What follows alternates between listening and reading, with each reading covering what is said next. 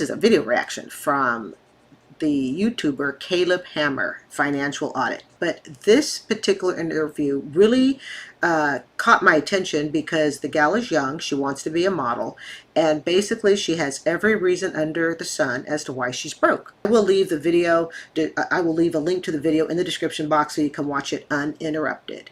So let's go ahead and minimize this. All right.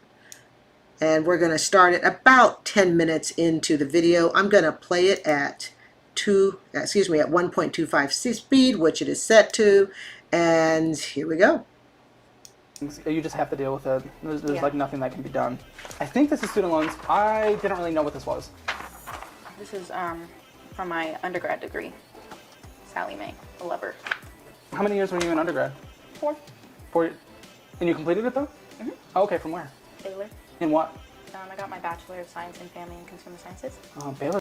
Family and Consumer Sciences. Don't quite know what that is, but I'm assuming that's going to be somewhere along the area of family counseling, perhaps. I can tell you right now that she got it for $167,000 respectively. She's at $250,000. You want to know what that difference I'm willing to bet is? It's all interest. And it sounds like she majored almost short in a public service type job that probably doesn't pay more than $40,000, $50,000 if lucky. In other words, what it cost her to get that degree, she's not going to be able to pay off. It was private, isn't it? Mm-hmm. Yeah. Okay, private school. You young people that love those private schools, but I'm not going to fault you. You know, I had my own $110,000, so you know, but we can learn from this. We can learn. So she went to a private school to basically, from what I'm gathering, to basically take on a public service type job. $250,000 to take on a public service job. Yeah. It's expensive, isn't it? Yeah. Do you know how much your student loan? Do you know how much you took out? Almost $200,000. So here, Mm-hmm. we're seeing $176,000. Yeah, that sounds Like about your total. right. But what's this up here? What's $250,000? So, what is that? 250. Where do you see that at? Right here. What's that? Oh, the 225. So that's just that is the interest that's accrued. Because if you see, this is the actual balance. All right, I want to stop the screen here, okay? I want you to all lean in, okay? I don't have my reading glasses on, so I'm going to do the best that I can, all right? I want you to see why income-based does not work, and I want you to see it firsthand, all right? So let's look at the top, the billing period, at the very, very top up here, okay? I think you can see my mouse on the screen. I'm not positive. I think you can, okay? Billing period at the top is March 20th to April 19th. So it's a 30-day billing period, okay? 2022. Remember, this video was about a year ago, all right? So it looks as though her previous billing statement was $223. I'm just going to round off, all right? $223. Her current billing interest and fees. Fees are probably like, you know, either administrative fees, late fees, I'm assuming stuff like that. $1,945. Take a deep breath. This is why income-based payments that only have you pay a quarter of it don't work. This is why you can pay on student loans for 10 years and you think you're all done with it, and you go, but how come my bill keeps getting bigger? Because income-based payments, the ones I know for a fact that millions and millions of people are breathing a sigh of relief when they get on it, unless you are a public service where that student loan is going to be forgiven tax-free, you will never get out of student loan debt making income-based payments. And after you've made your income-based payments for 20, 25 years, and remember, that's making payments, not putting it in forbearance, not putting it on deferment, okay? Not, you know, putting it in default or anything else. That is after you have solidly made the 20, 25, even 30-year payment. Okay, I think the most of it is like around 20, 25. Then it goes to the IRS as an IRS tax bill. I want you to look closely. $1,945 is the interest. This is why you cannot pay your student loan bill off, and you feel like you're swimming and swimming and swimming and sinking with no life raft. This is why when they say to her something like, and I know people are going to see this, okay, that are starting up for student loan payments, they're so relieved because, phew, income-based payment, we can take it from $1,945, we can take it to $900. And you're like, oh, great, that's wonderful, $900. Still not wonderful, but let's just, for the purposes of this young lady, okay? Where do you think that $1,000 a month is going to go? They're certainly not excusing it. That $1,000 a month is going to be added to the bill. Now it becomes a new bill, a new principal that now has interest based on that new bill. And it just keeps climbing. This is why it's a runaway train. If you watch some of my previous reaction videos from this past week with people who have $400,000 in student loan debt, couples that have $500,000 in student loan debt, it's why it becomes a runaway train. It's interest on the interest. Income-based does not work. She has to pay $1,945.68. I hope I'm reading this correctly, okay? That's what she has to pay every single month just to keep her bill from increasing. That doesn't get her anywhere further ahead. It doesn't even pay off the bill. Now I'm going to give you some perspective. Being debt-free, my entire monthly cost of living is about $1,800 a month. That includes HOA fees, my car, my Toyota Corolla that I love to lease, okay? That includes everything. Insurance, $200 a month towards my medical. When I tell you student loans will dictate every aspect of your life, they dictate every aspect of your life. This $1,900 bill to basically go into sounds like a social service, family counseling type job, that doesn't take no $250,000. That does not take $250,000 to do that. This is what happens when you lead with your emotions on your finances. And it's not just to student loans. It's when you lead with your emotions for finances for anything. Whether you're charging up credit cards, whether you're overspending on gambling. Okay? You're leading with your emotions. This is what she's going to have to pay per month just to break even. Quite breathtaking when you see it. And of course, student loans companies, they send the check to the school because we don't want to inconvenience the student and show you the bill every quarter. Don't worry. You just go to school. We got you covered on the back end. And before you know it, you're like, I entered college at 20 and I came out with, a $200,000 bill. Actually, what was it? She took 175. All that other stuff is interest that's accrued. Balance, and then this shows the interest and fees. And so the current balance is $225. You're $250,000 There we go. There we go. in debt. Social work is so good. But you get Oh, I was right. Okay, I was going to say, it sounds like social work stuff. Like I said, I've seen this video once, but it was during the summer. paid nothing to take out so much money in debt. But none of those loans are related to grad school. My grad school is being paid for by my job. How are you going to pay? Oh, that's wonderful. Your grad school's being paid for by your job. That's like saying, hey, I jumped in the pool. There's no water, but at least there's cement at the bottom.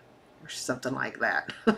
Pay this off? How are you even going to come close to paying this off if you're losing $1,694 a month?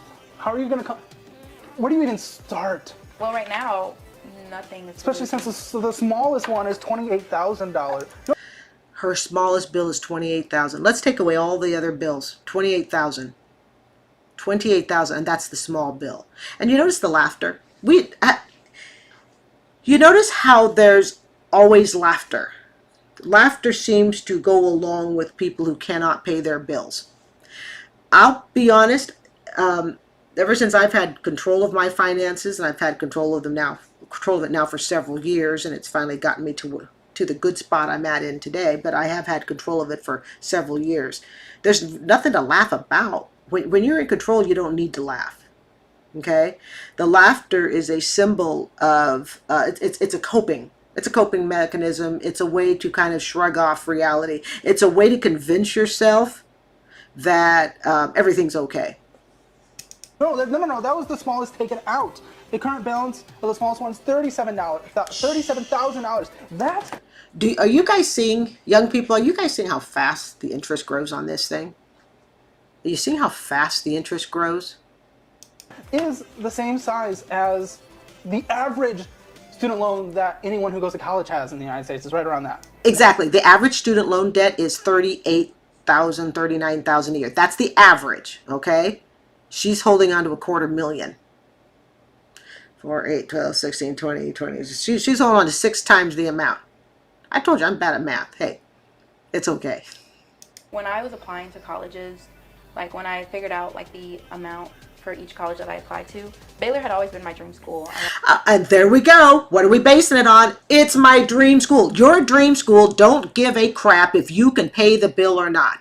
Your dream school don't give a crap whether or not you have to work 3 jobs. Your dream school don't give a crap whether or not they lied to you and told you, oh yeah, you'll be able to make $75,000 in social services coming out the gate. Your dream school doesn't care. We need to start teaching young people that your dream school, it is a marketing product. It's marketing. It's not about you. And this is why you as the individual have to be responsible. I believe that schools should be held legally responsible for convincing young people to go there if they tell them they're going to get a great job afterwards. There should be some sort of liability if a school tells a student that. People need to understand that your dream school doesn't give a rip about you personally.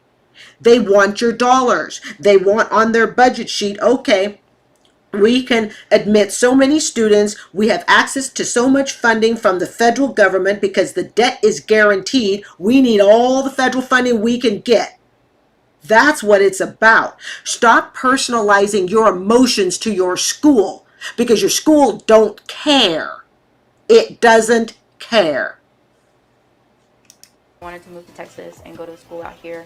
But then I was like, okay, I have to think about the cost. And I was ready to go to another school that was So why didn't you? less than half of that, but my dad was like, go to Baylor. Like nobody. Less than half of that? Even half? That's insane. So dad said go to Baylor, the private school. Don't do it just because your parents tell you to. This is going to be one of those areas. I would tell any young person, you know what? Unless your parents are handing you the check to do it, like here's the check. They're paying it directly. Nah. I know parents who have taken from their kids. I was in a relationship with one person years back, and we lent some money to this person's dad. This was years ago, and the dad actually took the money from us. That was the first time I realized that parents can really screw over their kids if they want to. Now, fortunately, we did wind up getting it back, but that was my first realization that not all parents are on the up and up. Paying for an undergrad. I mean, in these times, that's pretty standard. My dad. No, was it's like, not. The average is about $38,000. My dad was like, go. Like that's your dream school. Go. We'll figure it out later. There we go. Hold on, I need a drink of my Martinelli's. That's like saying buy a house, we'll figure out the mortgage later. Get a car, we'll figure it out later. And that's why so many people are in student loan debt. It's what got me in my debt. I was dumb. All I asked him was, what's the monthly payment? I'd like to take out $250,000, please. What's the monthly payment? Oh, we can get you on income base down to about $900. Sold. But you don't understand interest on the interest. You don't understand how fast it builds, and you don't compare about what that student loan is going to cost you in comparison to the income you're going to make. She's in a social service job. She's in a public service job. Maybe she can do that for 10 years and get this monstrosity forgiven. But even a parent saying, well, just go, does that tells me right there the parent has no concept of debt either. Neither of your parents went to college? Bingo. And if you've watched any of my earlier videos, and I'm talking earlier like before I became a reaction channel, I talk about that some of the most vulnerable people to getting shysted in student loans are first generation college people. She's one of them. Dad says, well, just go. Was Daddy-O paying the bill? I mean, then you're falling into the stereotype. Usually the first generation that goes into college. There we go. The most amount of students. There you go. It wasn't something that I was 100% for, but my dad pushed me so hard. Push you so hard. Nah. This woman seems like she can hold her own in a conversation pretty darn well.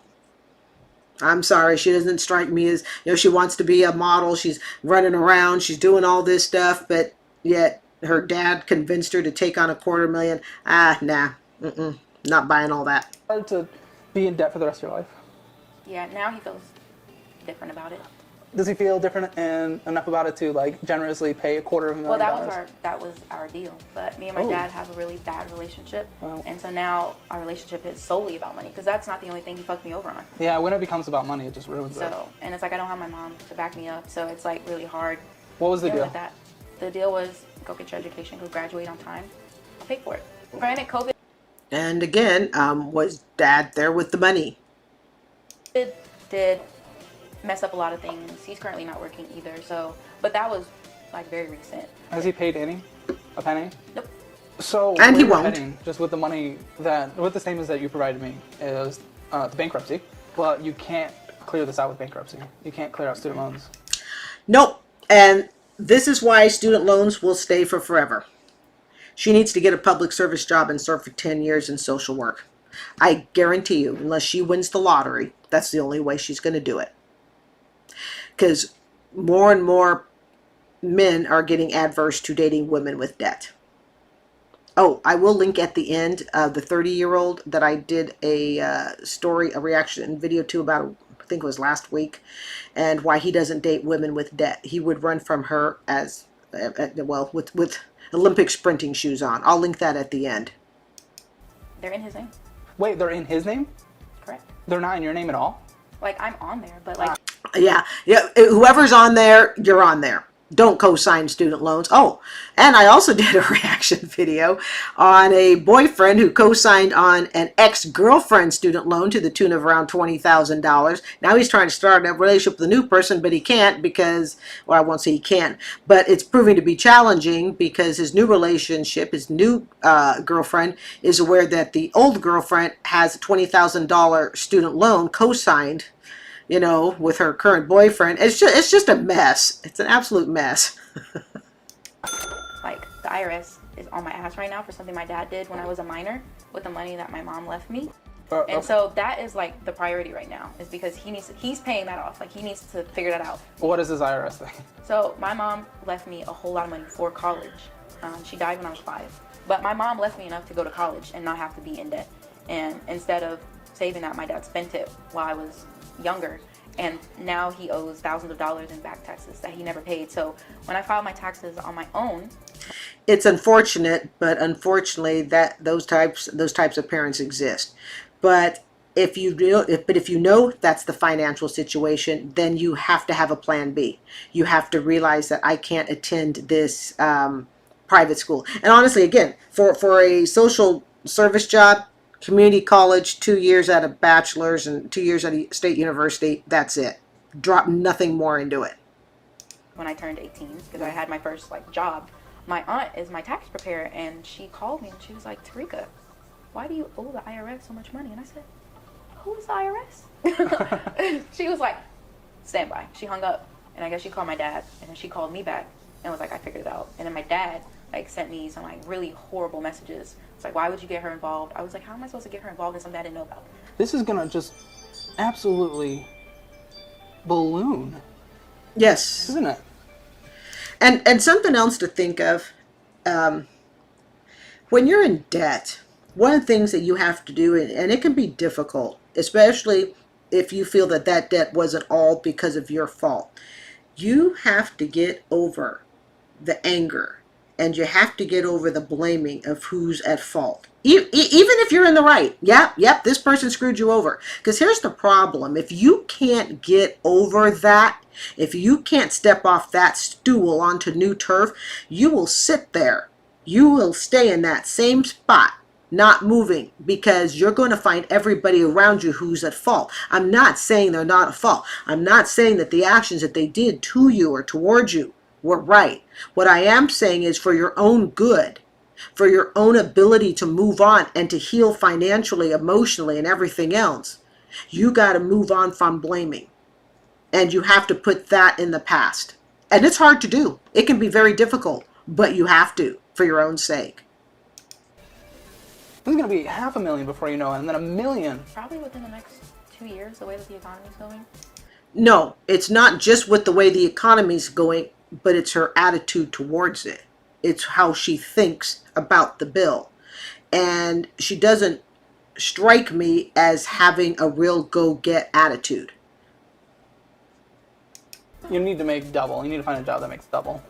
And then you need to double your side. And something else I meant to tell you also, I'm not going to play it on here, but like I said, the video will be in the description box. Earlier in this video, he brings up her checking account.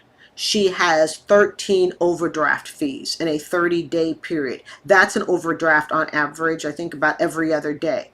And basically her excuse for all the overdrafts is, well, you know, I've just got other things to do. I'm too busy. That's earlier in the video. Earlier in the video, he also talks about how she has about $165 fee coming out from Apple.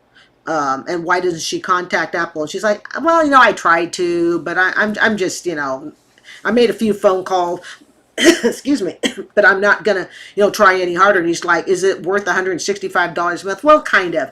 In other words, she has a very laissez-faire attitude towards these extra bills. And I think part of that is, one, part of the reason she has all the overdraft fees and she doesn't really appear to care about that. She orders, you know, luxury Hello Fresh a couple times a week and stuff. If we take the overdraft fees and we just look at that, in 1 month, 13 overdrafts. The reason I believe it's insignificant to her, it's not that she knows that she shouldn't have them, but let's put those overdraft fees against the backdrop of $250,000 student loan. What's, you know, $200 in overdraft fees? You know, it's like you just keep digging a bigger hole when your bill is so high that the late fees, the overdraft fees, when all those fees start to add up and then you don't even blink an eye. You know, it's because your debt is so high that you don't see it. Okay? Hustles in terms of how much you make. And then you need to just pay the student loan off. If you don't, you're not going to be able to do anything for the rest of your life. I believe the only way she'll be able to pay this bill off is to go into a public service job for 10 years. And at that point, she can probably end her modeling career that she's trying to do. And it seems as though she's paying to be the model more than they're paying her. What's the minimum monthly payment? $1,945? That was the screen I showed you a little bit. I showed you a few minutes ago. It's that $1,945, and her bill's gone from $23 to $25. She has to make that $1,945 payment. Okay. Otherwise, anything that she's short of is going to be tacked onto the principal. You see, this is why income-based does not work. If she were going on income-based, she might get away with a $900 a month payment, but then they're going to add $1,000 of interest to her principal, and that now becomes her new principal balance, which now becomes a higher interest balance. It's a nightmare. It's an emotionally draining nightmare, and it's avoidable to a great extent with knowledge and information. That's why this channel exists. Yeah. Oh, that's so much money. That $1,945, you brought in $2,816. Yeah. You need 3 times. Cool. Now we've gone. So basically, what she's saying is this $250,000 degree she just got from the private university to basically be a family counselor, social worker. Now she's going to go into real estate. You want to talk about how the real estate market is today? This video was a year ago. Oh well, have all these connections. But that takes a while. Depends on your hustle. Well, don't you love that? It depends on your hustle. Whether we've got, I don't know, 45 million people with student loans, are they not all hustling? You see, part of what we see here is arrogance. We also see denial. Okay, we're seeing a combination of it. It's like, well, you know, I'm just so good that it just depends upon your hustle. I'm the one hustling. The rest of you are the ones that are all messed up. I got a hustle going on. Honey, if this is your hustle, no disrespect, but I'll walk. On a positive note, though, I mean, I can't believe I'm saying this is positive, but your credit card is only $400. I don't. Hey, everybody go get your tea or whatever, okay? Let's drink to that. Use it. Okay. Well, $400. Yeah, but I just don't use it. Why haven't you paid it off? If the credit limit's $500 and you have $400 in there, why don't you just... Because I kind of don't have money about it because I don't use it. So, yeah, there's a $35 monthly payment. Yeah, I usually pay between $45 and $60 instead of the $35. Another thought, her $1,945 interest only portion of her student loan as someone who's debt free, that's higher than my monthly cost of living. Debt costs a lot. It costs a lot. Well, just with the interest that's accruing, with the $400 that's there, if you just pay the monthly payment, it'll take 14 months to pay off, and the total will be $446. So when we moved, I bought our dining room set. It was like $390 something. So that's where that $400 came from. And so that's why that hasn't been paid off, because that's fairly. Why'd you spend money you didn't have on it? Bingo, I was thinking the same thing. Why are you buying a dining room set? Well, it was a credit card. So it's money you didn't have. I mean, yeah, but we went half and half on the living room furniture. Do you hear the tone? Do you hear the tone? And she's young, so I'm going to try to not to be, totally cruel. But do you hear the tone? I think when people talk about the younger generation being entitled, it's not all younger people. It's not. But this one sure is. That was my ass. Do you have a car loan? $13,500? Yeah, that's my car. Okay, so we have her $13,000. Why should she have a $13,000 car? Seriously. I don't think, I'm 56 and I only started leasing a couple leases back, and I like it, and I have no intention of stopping. I'll tell you this. The one nice thing about leasing a car, I told one of my friends, it's amazing. I go into, and of course it covers all my maintenance and everything, bumper to bumper, yada yada. Nobody comes at me anymore when I take my car in, and I told one of my girlfriend, no guy shows up in his Docker pants, slightly loose black belt, a white, button down shirt, his black tie that's swinging in the air as he kneels down to tell me, well, we looked at your car with his clipboard and his blue Bic pen, we looked at your car and we noticed that, yeah, it's good that you brought in for maintenance, but we need to do this, yada yada. It's amazing. When you lease a car, I just hand them the keys, they hand it back to me, and I leave. So she has a $644. Oh, notice anything on here, people? Take a close look. Current payment $299, past due $299, late fee $44.97. This woman is swimming in late fees. Again, when you don't have control of your budget, and earlier in the video, she said, this is the part that you did not see. She talked about how she keeps track of all this stuff in her head. She talks about that. She goes, well, I keep track of all my billing in my head. This is what happens when you keep track of all the billing in your head and you don't actually write it down and you don't actually know where it's all going to. This is what happens. Late fee after late fee. She could pay my HOA fees off of her late fees probably in a month. What's your car?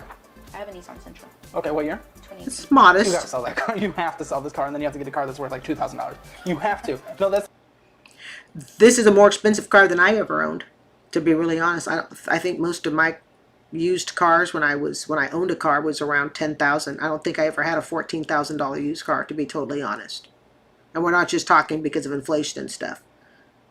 It's not even a joke. You have to. $300 a month in monthly payments. You cannot do it. $50 in late fees, meaning you missed your payment. I've only had it a year, actually.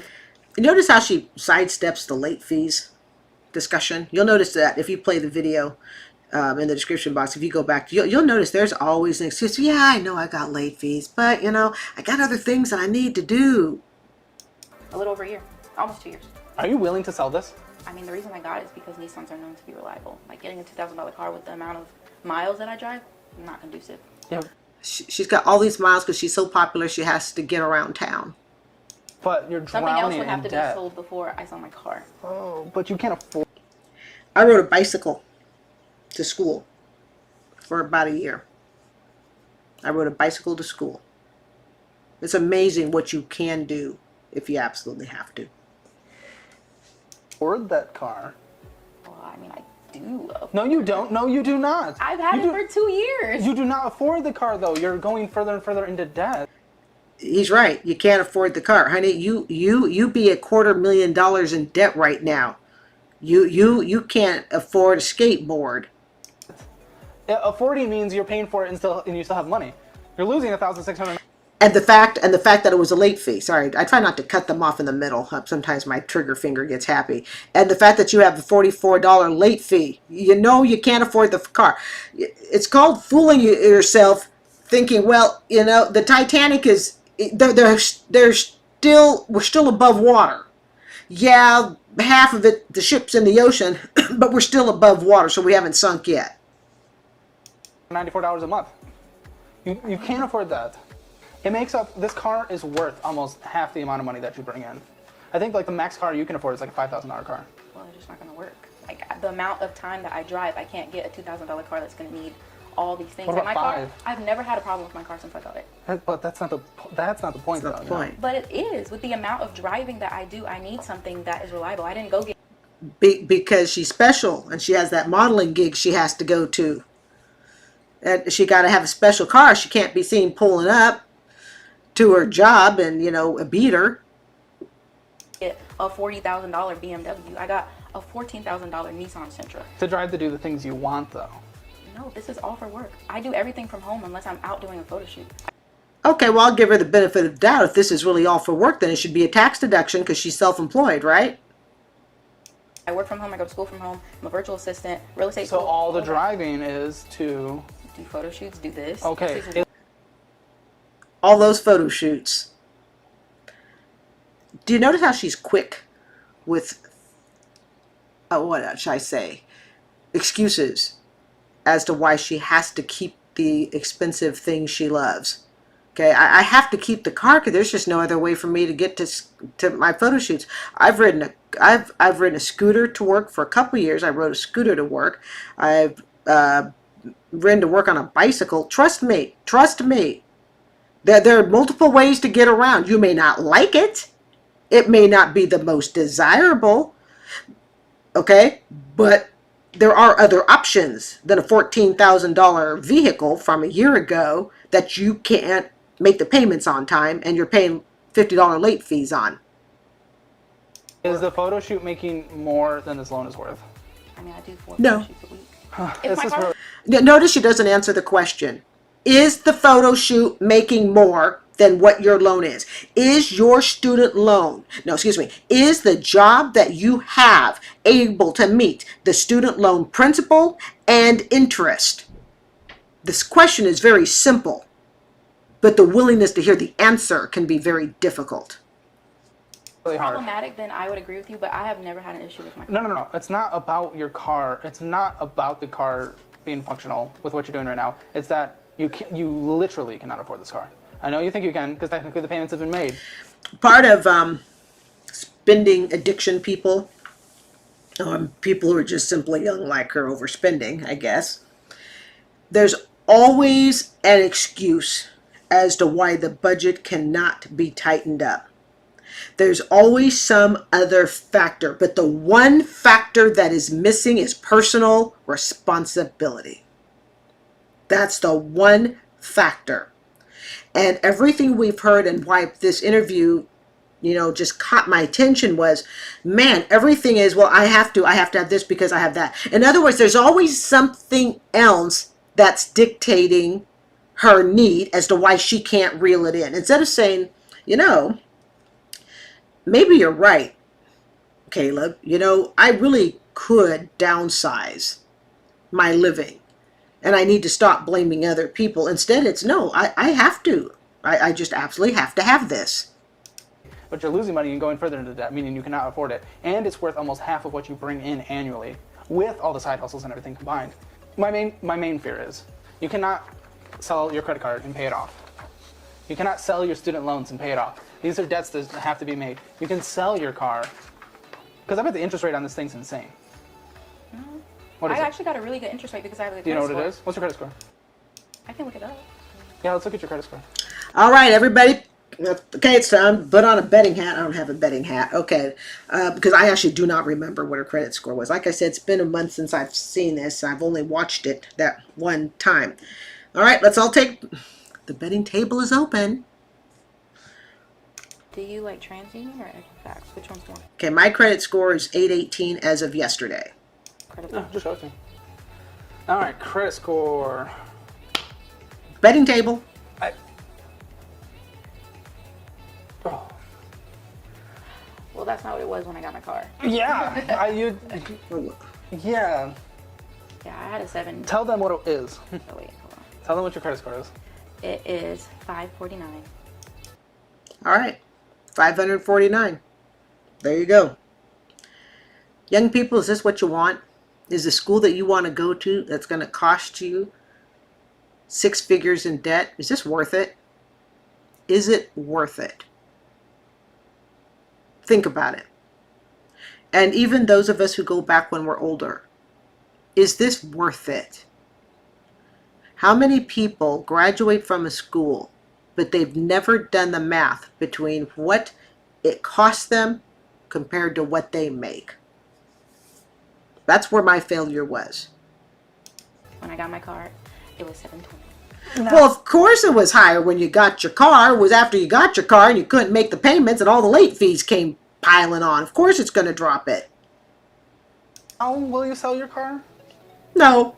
and just get a car you can afford? You can No. get a reliable car that gets you from A to B for $5,000. Easy. $5,000? Easy. $2,000? Yeah, clunker. $5,000? Yeah, your AC might suck, which sucks in Texas. But I don't think I need to sell my car. oh, okay. Princess doesn't need to sell her car, Caleb. Okay. Well, My car is not the problem. It's this. Ooh, that was rich. Was that rich? My car is not the problem. It's this. Always something else. No, honey, you the problem. You are the problem. You're keeping this all in your head. That's what I know the audience didn't hear, but if you replay it at towards the beginning of the video, she talks about this is all. She's keeping track of all this in her head. She is not the problem. Ooh. It's these things that if I didn't have this, that wouldn't be an issue. Of course, of course. If I didn't go to an expensive private school to be a social worker, I wouldn't have this issue. If I hadn't taken out a $14,000 loan on a car that I can't pay on time, and I'm paying $45 in late fees on, it wouldn't be an issue. If I didn't have 13 overdraft fees and one 30-day account, I'd have that money. That wouldn't be the issue. When it comes to budget, nothing is an issue if you know how to budget. Otherwise, everything becomes an issue. Hey, I wouldn't have been bankrupt myself. I hadn't been a damn shopaholic. Okay? There we go. It's this. It's the IRS you're right. stuff. If you didn't have that, this wouldn't be an issue. But you have Right. Everything would not be an issue if you didn't have it. that. It's the So IRS this is an stuff that issue. I have to pay monthly. That is Still. something that I never thought would be a thing. Once I had to start doing that, everything changed. And all of that sucks. I hate that. But it is a thing. But my car is not the problem. I understand. And notice she has never once said what? You got it. She's the problem. You think That's that not it's how it more, works, though. It is. No, it's not. It makes up. I'm not going to argue it. I'm not going to argue it. When people talk about young people and being entitled, and let me make this very clear, this is not all young people, okay? I just want to make that really clear. But when people talk about the entitlement of young people, this is the image. This is what they're talking about, the behavior, all right? It's the behavior that she has, the warped thought process that she has towards her debt. Everybody else is the problem. Well, if I didn't, none of this would be an issue if I hadn't done this. That's life. Okay, that's life.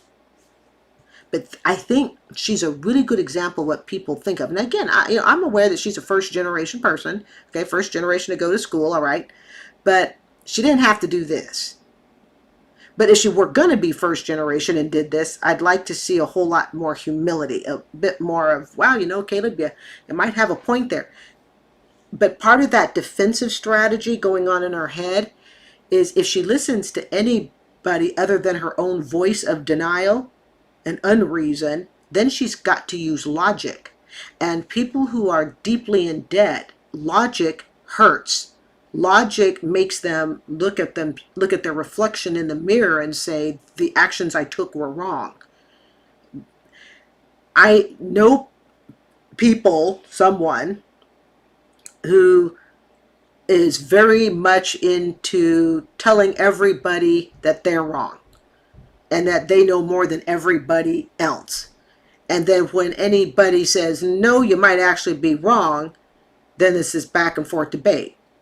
And this is what Caleb is basically going, you know what? This is like talking to a brick wall. This is back and forth debate. And you begin to realize you can't talk to a brick wall. What do you see in the next 5-10 years? What do you want it to look like? What are you going to do to get there? Well, obviously I don't want it to be there. I think every person that looks at that is like, I don't want that. But like, I can't be like, it's going to be gone in 5 years. It's not realistic unless some. Now, if we were on the Dave Ramsey show, she should have this sucker knocked out in 3, 4, or 5 years. If you watch my Dave Ramsey reactions, you know exactly what I'm talking about, okay? Dave Ramsey's always going 3, 4, or 5 years, not with this attitude. Something like I really don't- drastically changes. Let's just start basic of 5 years. No I one's want saying it that has to be cut in gone. half in You want it to be cut in at half? least It won't be cut in half. I will bet you $1. That's it, $1. The bill has gone up because someone like this, she's not ready to take accountability as to where she has gone wrong in her debt. She's not ready to take accountability. And it's only been a year since this happened. This has not been cut in half. And if she goes for the job that she went for, I guarantee it to you, it will not be cut in half because social services do not pay enough to pay off a $250,000. cut in half. What are you going to do to get there? What I'm doing now. Work. What? Drink time. This is when I wish I won't say alcoholic, okay, but this is when I wish I drank a little alcohol, okay? Just a little. She's gonna do what she's been doing. Honey, you're $250,000 in debt. You're late on your car payment. You overdraft fees. You got 3 roommates, and you're all trying to scrape by. What you're doing now isn't working. What you're doing now is not working. So if you continue doing that, what do you think the end result's going to be in 5 years? This is going to be a runaway student loan train. Mark my words. What you're doing now doesn't work. It's going to take some time. Thank you. Yeah. It's going to take time. When does time start? When does time start? Does it start the day you graduate from college? Does it start 6 months after you graduated? Does it start 3 years later after you've had your fun and post-college experience and playtime? When exactly does it start? I guarantee you she has no definitive date because, again, to have a definitive date means you have to take on personal responsibility. So like, it's way better than it was in November. It's way better. This is better. This is better. Okay, the bill that we looked at, okay, showing $1,945 is due in interest for 1 month. This is better. The credit score that went from, I think, what was it, 715, 725 to 595, this is better. Do we see the extreme disconnect? This is what happens when people get into a serious amount of debt. Sorry, I have to move the table here. When people get into a serious amount of debt that they can't pay off.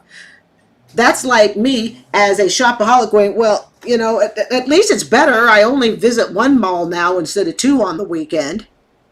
No, it's not better. It's just different. The problem is it's still bad. Than it was in March. So like, it's progressing, but I can't say like what it's going to look like because I don't know. A lot of things are like uncertain at the moment.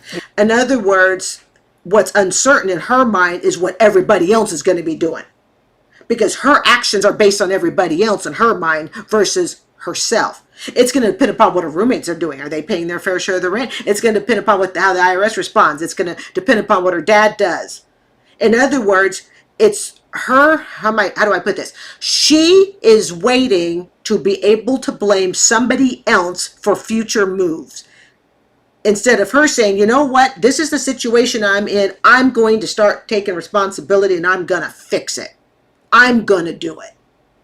What she's really waiting for, she's waiting to see what everybody else does around her. Then she can react accordingly. And when it fails, she has somebody else to blame. I'm not saying she's thinking this directly, okay? But it's kind of, it's like that subliminal. That's kind of what's going on. Do you do a monthly budget? No. Certain things, yeah, not like an overall budget because How do you do it for certain things? Well, apparently she doesn't do it for her checking account overdraft. She doesn't do it for a car. She sure as heck ain't doing it for a student loan. What's left? Oh, yeah, the modeling and the real estate. Would you be open to doing that? yeah, I think No. it's Budget, beneficial. setting yourself, you cannot spend more on this item a month than that. Yeah, I'll be honest, I don't think you can go out to eat anymore. I don't.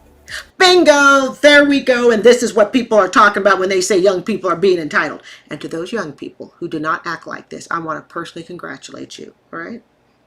This is what you don't want to be. This is the attitude you don't want. Don't be this. I hate going out to eat, but like I said, the lifestyle I live, I can't. I know, pack a sandwich.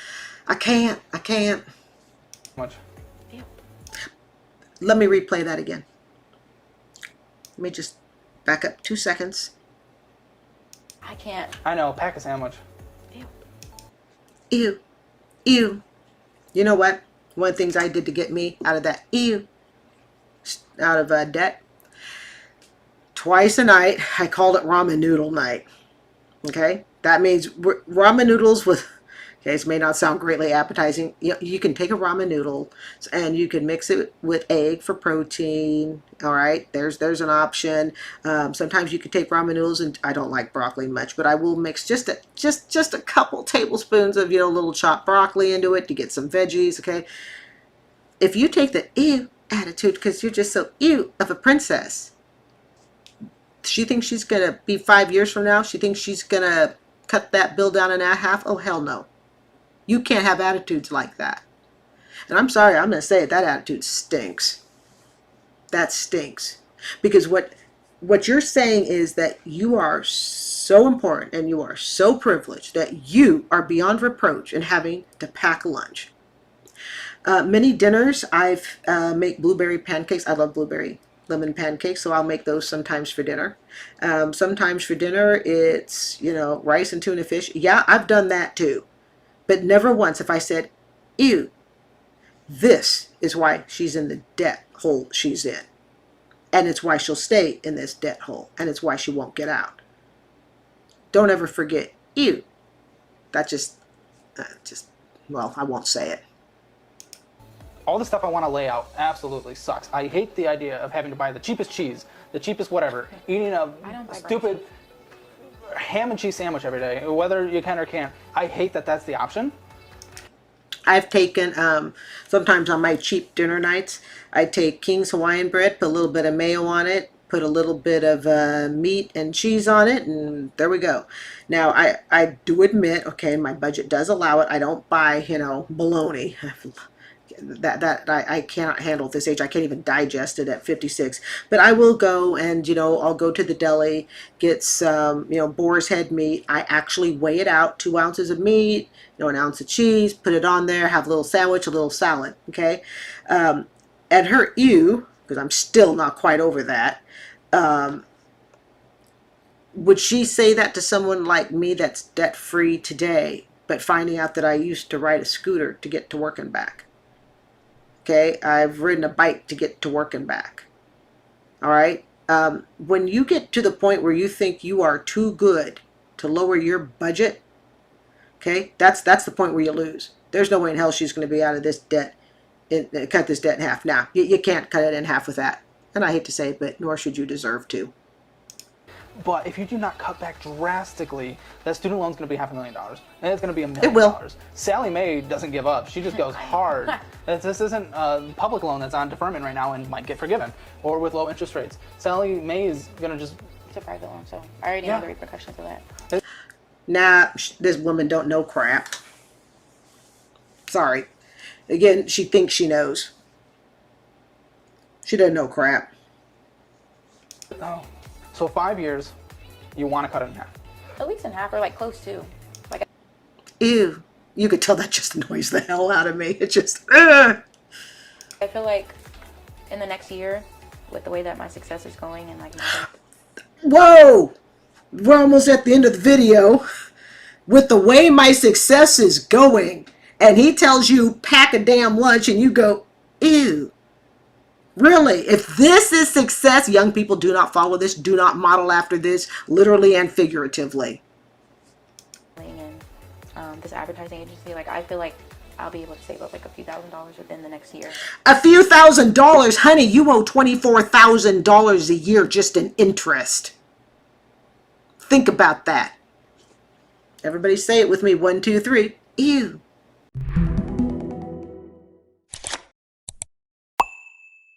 This is an interview that Caleb Hammer did just shy of 2 weeks ago about a young woman who wants to, I believe, go into law. This is by the Caleb Hammer Financial Audit channel. Here we go. I'm Elise. I'm based out of Houston, Texas. I'm 24, and this is Financial Audit. What do you do in Houston for a living? I'm a cashier at HEB. Oh, this explains. Okay, so I was All those HEB purchases, those are my taquitos. Yeah, your taquitos, dude. You're Yeah. going crazy. And I wouldn't. You got me. So if we're cashiering at HEB, what are we making an hour? $17.40. If we're making $17.40, how many hours a week? About 25 to 30. Okay, so 25 and 30. But If we're here's the doing that, thing. I'm studying for the LSAT to go to law school, so that takes up a lot of time as well. Okay, so if I recall correctly, like I said, I've watched portions of the video on really fast speed. I think she's done with the major, with I think the first 4 years, and now she's getting ready to go to law school. okay, so that takes up time. I'm okay with you working a little less hours if we're studying for that to get into a law school to do the career we want to do. But if we're doing that, why are you going crazy with your spending?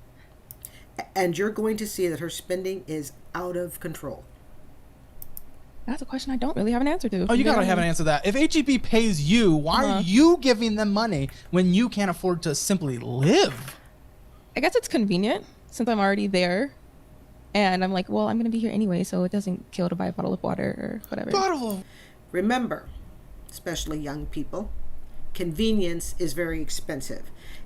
Packaged convenience food can be very expensive.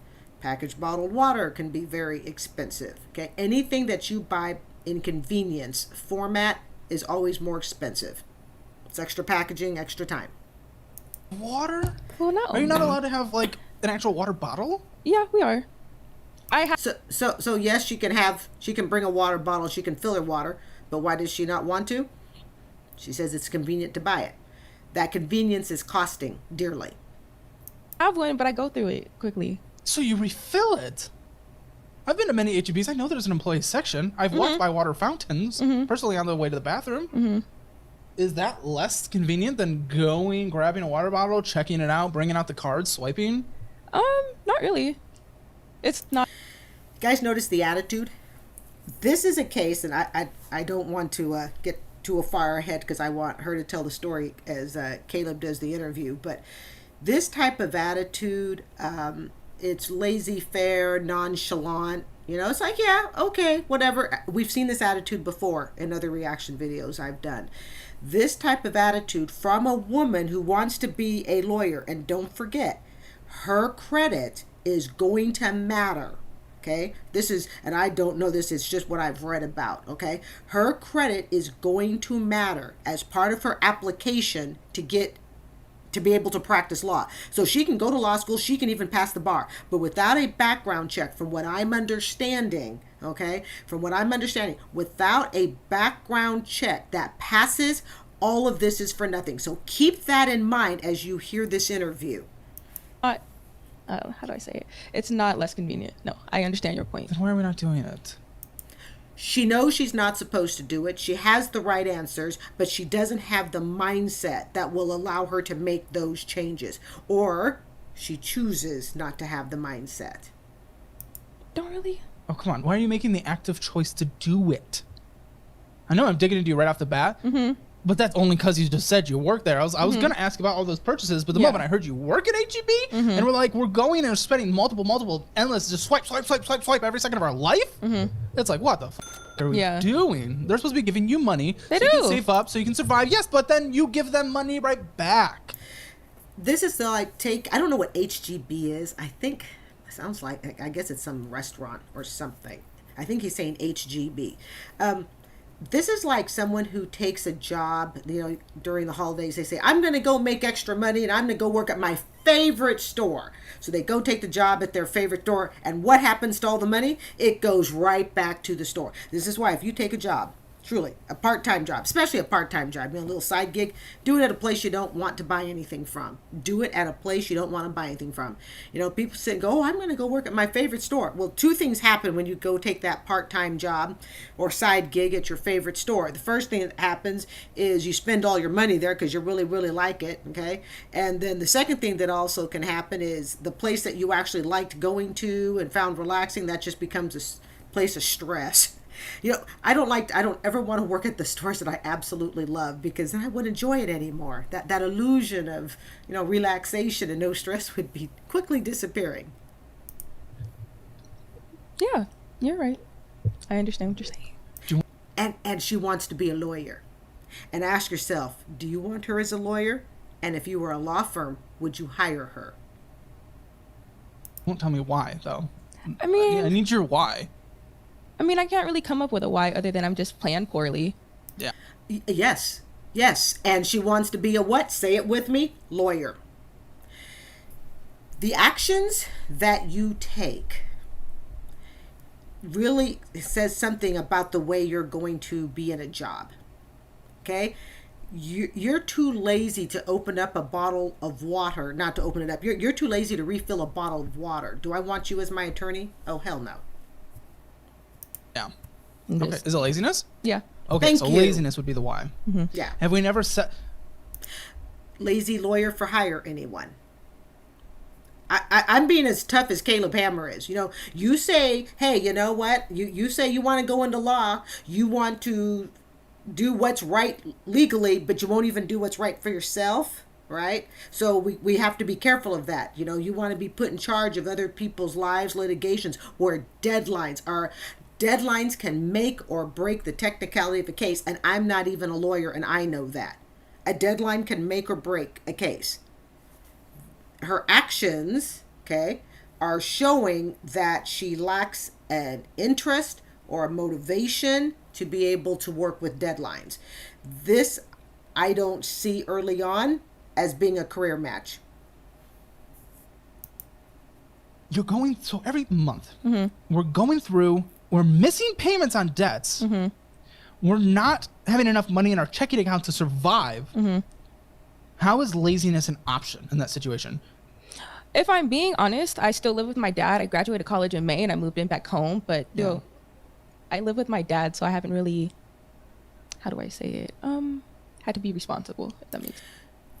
And again, she wants to be a lawyer. Living with her dad isn't a problem. You know, people graduate from school, they do the first part of maybe law school, or they do the first part of med school, or even they do the first part of the bachelor's as they get ready to go back to their master's and moving back home. No one's going to judge that, okay? But you would think that that move back home would be a chance to really hone more skills to grow as a person. I'm going to be really honest. She, as far as I can tell, she's too lazy to be a lawyer. This is not the field for her. And I'm not knocking people in, you know, let's just say the service industry, but she's much more service industry. In fact, she's kind of an insult to the service industry, to be honest, because service industry people, they got to show up for work on time. You know, they have tables that need to be served. They have, you know, just people that have to be greeted, whatever the business is, okay? This is not lawyer material. This is not someone who is in the mindset of, I want to help improve the lives of other people in a legal sense. Don't you have to be, though? You're missing payments on your credit cards. I do. I do have to be responsible. I was going to say, Yeah, so she moves back home. She's like, hey, I don't have to do anything. where's the you don't have to be responsible? So, sure, okay, if we're not being responsible and we're just like, okay, we're just spending money because we don't have to pay rent, like that's a thing. But right now you're missing payments Right. on a contract that you signed for multiple cards, and you're not having enough in checking account. Correct. So since May, right? Is that what you said? I graduated in May. Yes. Okay, so since May, why have we not sat down once and been like, okay, here's what's going out on a monthly basis? I've recently done that, like I said, over the last month when I found your channel, and I'm like, oh my god, like I'm spending money poorly. And since then, I sat down and like I budgeted, and like I have my iPad, so I went through and seen everything that I have, all the debt I have, what I'm spending, stuff like that. And she only recently did this, but yet she's been a student in college for at least 4 years because her bachelor's done as she gears up to go to law school. I don't have to be a fortune teller. This is going to be a woman who is going to grow old with her student loans. And this is the type of woman that may never pay them off. But I can pretty much assure you she's going to wind up getting herself into some six-figure debt. And when I say six-figure, I'm not talking 100,000. Depending upon how much of this schooling she's having to afford, I'm assuming she's having to afford most of it. Remember that video I did the other day on the young gal with $250,000 in student loans? She wants to be a model. These are two financially disastrous cases in the making. That So we had $1,348 come in. Yeah, that sounds about right. If you weren't living with your dad, that's not livable. At all. No. Now you're trying to go to law school. Any specific, or does it matter? Not, yes. Is it specific? I want to go to a good law school. I'm sorry, sweetheart. And I'm not going to attack you personally, should you see this. But your actions don't match the thought and the behavior of somebody who wants to go to a top-notch law school. And while your credit score or your financial background check may not be relevant while you're a student, when you graduate, from what I can tell, it's going to matter a lot. You want to go to a top school, but by your own admission, you want to do minimal work. You don't want to refill water bottles. You don't want to check your credit history. So if you don't want to do that for yourself, I guess my question is, why should clients hire you to do it for them? I'm not attacking the person, but I am looking seriously at the behavior and the logic or the illogic behind it. Top-notch quality law school? No, honey. That's not you. Not today. But yeah, that's debatable on what's good. So. And also, how much does that matter in the world of law? It matters a lot. It's not like going to undergrad and, getting a degree from anywhere. It doesn't matter. Getting a degree from any. Do you guys see the disconnect? On one hand, the top law school, and it makes sense, matters a lot. But on the other hand, her behavior shows she doesn't care. Somewhere or another, we have a huge bridge, and this bridge is not a bridge. We have a huge ocean in between these two thought processes with no bridge to connect them. Okay? You can't have it both ways. You can't have the top law school, but then claim that you're going to do absolute minimal. There are people in law school who will not only refill their bottles of water, they will go out and get the water and bring it to the people. Those are the type of lawyers we need. Anywhere in undergrad is fine for the admissions process, but where you go to law school gives you access, opportunity, prestige, stuff like that. Okay, so she wants opportunity, access. I assume access meaning to top-notch people and maybe programs and whatnot, okay? And prestige. She wants all of that on a beer effort budget. Okay, so if we go to a good law school, probably going to like a private law school, I'm assuming. Not necessarily. Okay, like so a good public one. Like UT is one. UT is one here Okay. in Austin. That's one. Another one is the University of Michigan. That's a public one. And that's out of state. Very far. Yes. And something she needs to remember this. Any law school, okay, they want her money. There was the story I did when I first started becoming a reaction channel on a doctor on the Dave Ramsey show. I think he owes around $400,000, could not get through the tests of medical school. And no one told him, time out, stop. Why? Because no one had a vested interest in telling him. Taking his money and letting him figure it out on his own. This is an exact same case. No one's telling her, whoa, stop. You are not ready at this time. I will never say she'll never be ready. Okay? But right now, at this time, with her attitude, her lackluster, I want the top law school, but don't ask me to get a bottle of water refilled. Okay? This is not law school material. And what she is unaware of is the tsunami of train wreck. I don't know, what is a tsunami? So I guess tsunamis win. What she's unaware of is the train wreck that's coming towards her. And that is, no one's going to tell her that she's not hireable. Nobody's going to tell her your credit score is so low that even if you pass the bar, they're not going to sign off on it. At least from what I understand. Okay, so it's not just enough to pass the bar. All right.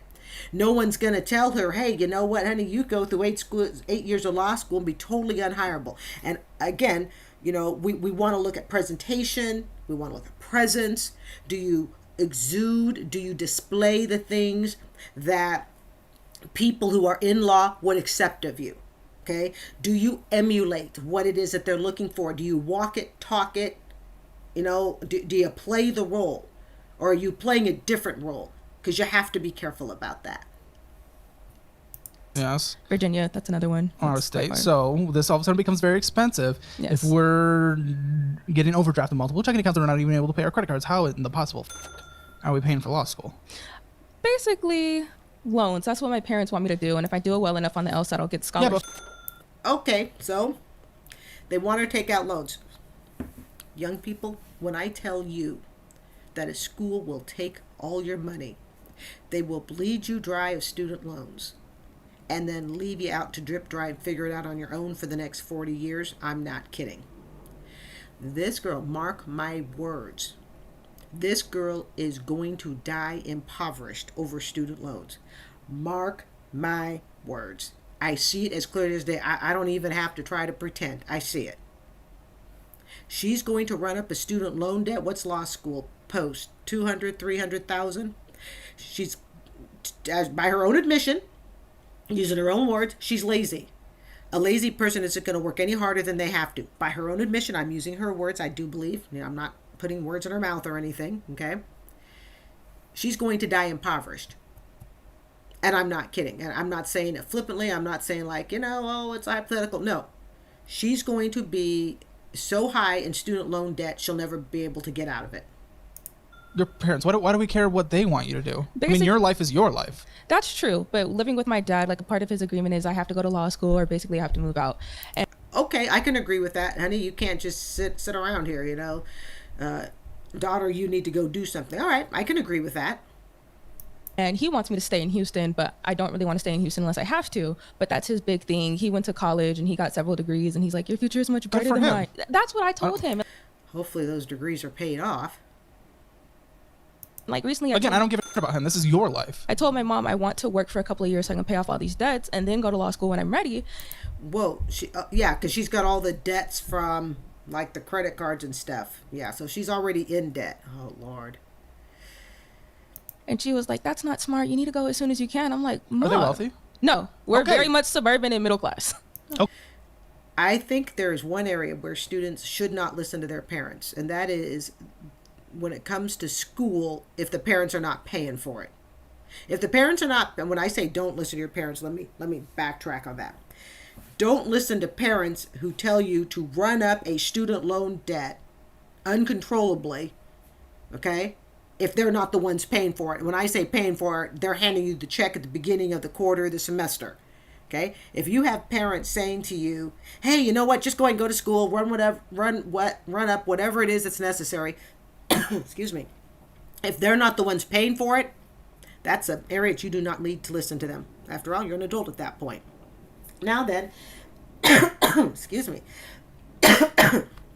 Now then, if on the other hand, your parents are paying for it, okay, like my mom helped me pay for my bachelor's, then certain rules and stipulations can be taken, like you will go now, you will finish by a certain time, you will take so many credits. That's what my mom had me do, but she was paying for most of it. That's the difference. Okay, so they sound like, the people we should be listening to? No, they're not. And Exactly, so why do you care?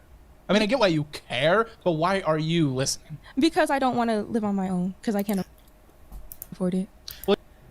You know another reason she doesn't want to live on her own? Starts with that L word. She's too lazy. Living on your own requires responsibility. How this girl wants to be a lawyer, attorney, I don't know the difference between a lawyer and an attorney. Hey, I don't claim to know everything, okay? There's one thing I will tell you. If I don't know something, I will just flat tell you I don't know something. So I probably use the words interchangeably. I don't know the difference, okay? I do not know the difference. But this is a girl who wants to run she wants to set your legal path, okay? She really wants to live at home, not just because of the money, all right? She just doesn't want to have to do anything. She's probably got someone cooking and vacuuming and all that. She doesn't want to do it. Well, you said if you worked for a couple years to pay off the debt, I could get you to the point where, what'd you graduate with in undergrad? Political science. I mean, we could get you a job in a sector that has high demand still. Is it the dream job? Probably not, but only for a couple of years. You can have an apartment on your own in the Houston area or wherever, and we could start paying off these debts and we could have enough money in our checking account. She is so casual for someone who's really, whose life is going to SHI. You know what? She really is. It's like, yeah, okay, yeah, I'll take that. Yeah, I guess I can have that for dinner tonight. Okay, no problem. Her life is going to hell in a handbasket and she doesn't see the train wreck coming. I'm sorry, but I want you to go to law school. That's fantastic. And even if you borrow a little, I mean, depending on how we're doing some things, there can be good return on investments. That's a nuanced conversation. But with the money habits that we are about to go into, with where you're at right now, I'm and gonna how be in debt you're forever. operating, I got to give her snaps on that one. Did you hear her say it?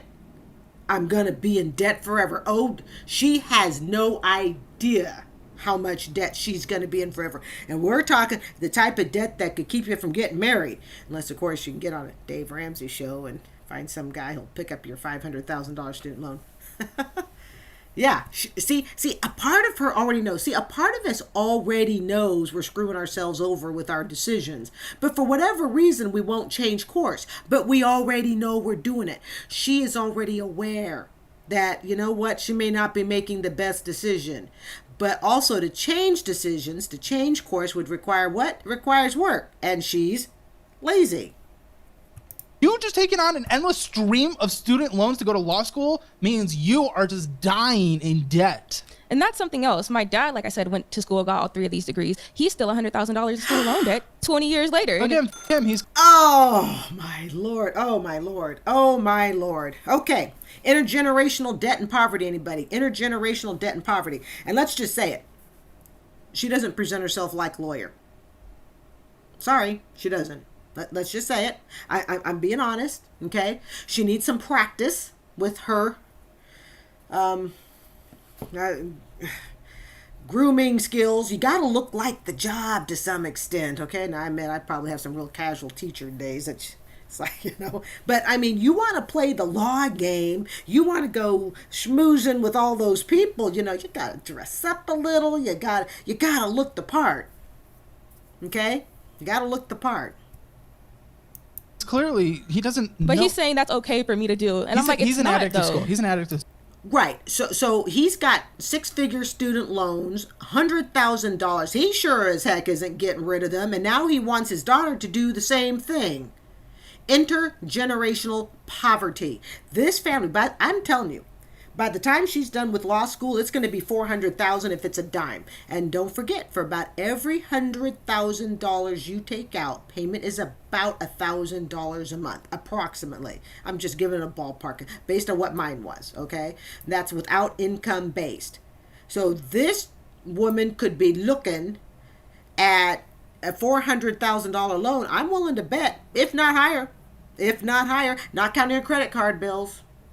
Not counting all that either. School. He's just one of the classic. I love college. College is a great path, and there's smart ways to go about it. There's stupid ways to go about it, but there's some people that only assume that going to college, getting the degree is what equals success, and having that degree, having that piece of paper is what they clamor to for the rest of their life. And they pay it off dearly. They pay with their life, literally. Debt will have you pay with your life. In one way or another, you will pay with your life dearly. For some people, debt will stress them out so much it will put them into an early grave. Other people, debt will create so much grief for them that they can't find a partner to take them on and their debt. They can find a partner to take them on, but they don't want their debt and they run in the other direction. I don't give a shit. The fucking success you make on your own, showing what you build in your life, not just a piece of paper that comes from your past, is actually what determines your success. So I don't give a shit about his opinion. I don't give a shit about what he says. This is your Preach. life. Your Preach. life. Not Preach, his life. Caleb. We're not doing something to make someone else proud. We're doing something for you. And again, if you want to go to law. And the sad part is her actions aren't even doing anything for her. Her actions are not serving her. She's not serving herself in any way. No way at all. School, that's awesome. Let's absolutely do it. But with what we're about to go through here now, you just continuing down the path of just taking out any debt possible is going to lead to a situation where I'm a little nervous. Yeah, I agree. I think we all are. What's your score? 0 out of 10. Oh, And it's financial score. It's a straight up 0. The only caveat is I have a small contribution to a 401k. How much? Literally like $300. I just started this year. Small indeed. Okay. Well, why are we even contributing? It doesn't make sense. There's a match. Okay. So we owe on a Capital One card. Let's get into this, Cass. This is about to just be crazy. Okay, so we owe $540.51. All right. Let's take a look here. All right. I should have brought my reading glasses. Okay, so she has $540.51 on a Capital One card. Now, whenever I pause these things, one of the things that I'm looking for is if there are late fees. That's usually what I'm looking for. Over limit, late fees, and I'm looking for how much interest. So if I look over here, it doesn't appear that on this card there are late fees. She's being charged $13 in interest, right in this area here, where the mouse is. This is October 4th, 2023. Wow, this is really current. Yeah, like I said, this came out 9 days ago.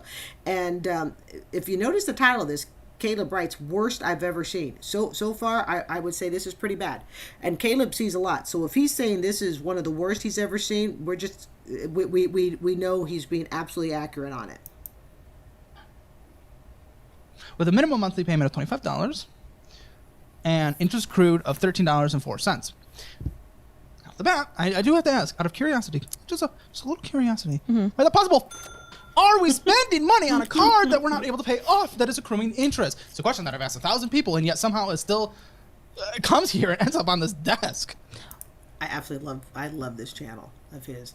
Well, when I was in college, I took that card out, and my logic was, well, I'm getting my student loan refunds, and I'm getting all my scholarship and grant money. I can just pay it off. But no, that did not happen, and here it is. It never happens. You know, that's how we got into my first big credit card debt. Okay. Oh yeah. You know, I was given a $5,000 gold card. I'm just going to buy some sheets. I'll have this paid off in no time. I get the bill. I'm a stupid 20-year-old. Don't know any better. Okay. We've not been taught how to emotionally control ourselves. It's you know, people say, well, just don't charge it. It's so easy. But part of being a responsible spender, buyer, borrower, credit card user, whatever you want to say, okay? Part of it is also understanding the emotional temptation and the emotional control of debt. And that is something that I believe young people are not taught. You can teach someone the mathematics of debt, 500 minus 50 minus 100, add on interest, blah, blah. We can teach the mathematics. But really, how much education had you ever had on the emotional controlling of debt?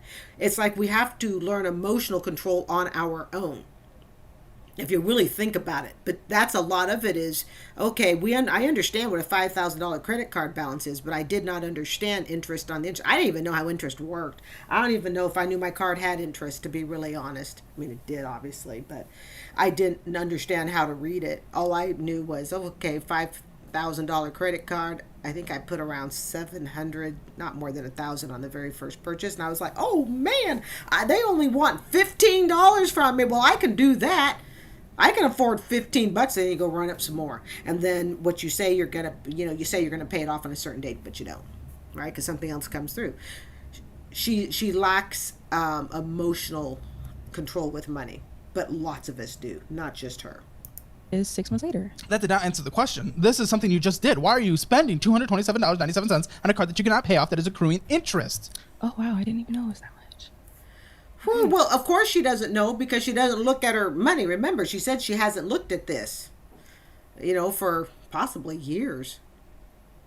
So, okay, you have not sat down once and looked at your money in any way whatsoever, have you? You don't know what you're spending? Not really, no. I kind of avoid. No, there's no such thing as not really. One of the things about having me become debt-free is I had to learn, no, it's either yes or a no. You did or you did not. It's not, it's not, well, not really. Okay, I'm a weightlifter, and I either picked up the weight or I dropped the weight. There's no, well, I kind of got it halfway. No. If it's either picked up or it's dropped, ask any weightlifter, okay? They either made the lift or they did. You either looked at it and you're controlling your budget, or you're not.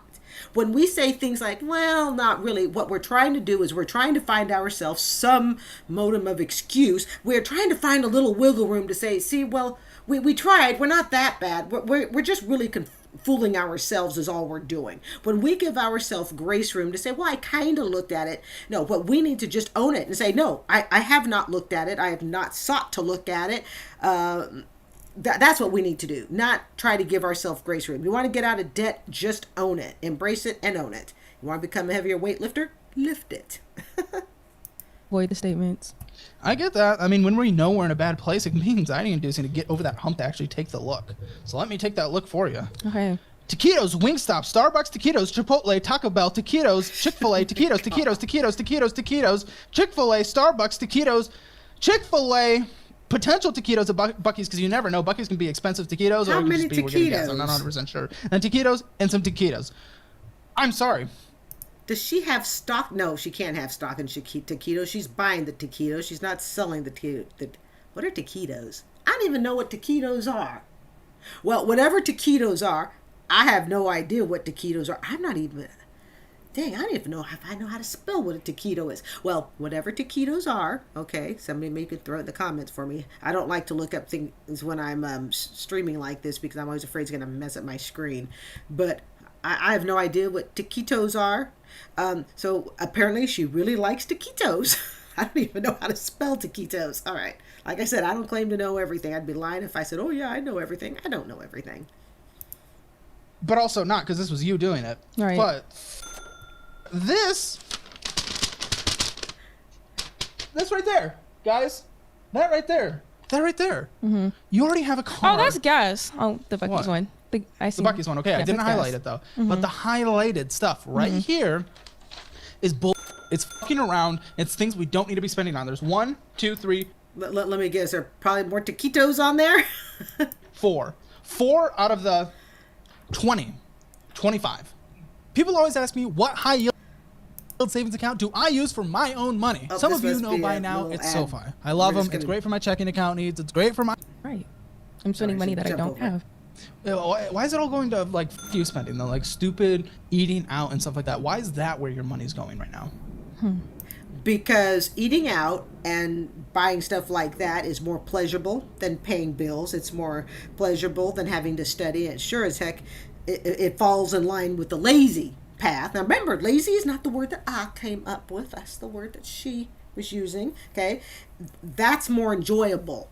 All right. It's much more enjoyable than actually putting in the hard work. Like I said, I see a school taking her, sucking up all the money, and then her not being able to get a law degree. Or even if she gets the degree, it will be paid with a huge price, and she won't be able to pass the financial background check. Because how are you going to clear up a financial background if you say you have $300,000, $400,000 in student loans, and you have a credit score of, I don't know, 200? I don't think the credit scores go down that low. I think they're like in the 500 range. Every day of your life. I don't really have an answer. She says that a lot. She says that a lot. I tell you, when I was growing up, you better not tell my mother you didn't have an answer. You better come up with an answer, young lady. I was like, okay, I'm trying real hard. You learn real fast. You did not tell my mother, I don't know. You best know. I love her. It's easy just to swipe or tap my card and keep it moving. And she wants to be an attorney, and she's going to have to go through a background check. A financial background check, for that matter. A financial background check. She's going to have to go through it. This gal needs to pull out of school. She needs to literally drop out of school. Take a job, I don't know, retail, someplace where they sell taquitos. I don't even know how to spell taquitos. Someplace where they sell taquitos and figure out her purpose for existence. And like I said, most of those are just poor planning. So I think that comes to the laziness aspect, and then maybe just lack There we of go. discipline as well around that. 30.49% is the interest rate on this that you're choosing to have. 30.49. Wow. Oh my goodness. Because you're just, whatever you pay on it, you're immediately just blowing up again. $81 of interest has been stolen from you this year so far, and $25 of fees, likely a missed payment. Not this statement balance, or not this statement did you miss a payment, but probably historically. And why do I think that? Because here, Synchrony, immediately. I mean, come on. Why are we, Synchrony is a major bank. why are we not making, how are you missing a payment? Wow. Okay, so let's take a look, people. Let's take a look. Of course, I don't have my glasses, but we'll do the best I can. Okay, I'm looking for late fees. It looks like amount. Oh, she has an amount past due. Look up here in the orange. Amount past due, $40. You know, it's like you want to pray to Jesus to help her, but I'm afraid that it's already too late. Okay, so we have an amount past due of $40. We have total minimum Payment due is 117. This is September 19, 2023. I told you, God love Caleb, this is current. Okay, so put this on top of all the taquitos, on top of the current student loan debt that she's already in, which I don't think they ever said what that amount was. Why do I see a slippery slope coming here with past due? Do you guys notice that a lot of the reaction videos I've done, when people are heavily in debt, and I did a YouTube short on this, I think about a week ago, when people are heavily in debt, past due becomes so easy to look at. Late fees, over the limit fees, other, fees attached for poor money management. And I really strongly believe that part of the reason people start to dismiss those is because when you already owe six figures, what's a $40 late fee? Okay, what is a $40 late fee? You don't even see it after a while. And after a while, you become just totally numb to the emotion of it. I get a late fee on Sunday. It's like, oh my God, I have to stop what I'm doing. I must call the bank right now. I got to sort this out. Okay, I had one late fee in 10 years. In the last 10 years, I had one late fee and they overturned it. I won't say what was going on, but I was having issues in my life. And they went ahead and they overturned it. That's it. That's the only late fee I've ever had. And it didn't even hit my credit report to top it off. Okay? That's how my credit score is 818 as of about a week or two ago. All right?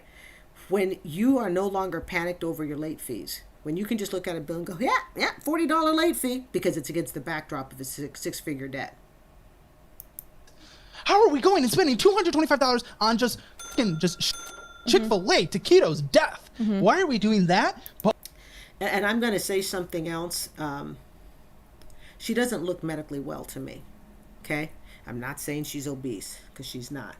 But if I just had to assess, the health of her skin and all of that, all this junk food it's showing in her skin. And you're talking to somebody, I'm 56 years old, all right? And I have taken great lengths, okay? Nothing over drastic, because anybody who knows me, I don't do expensive creams and all that stuff. I'm talking Oil of Olay and Walmart, okay? That's what I do.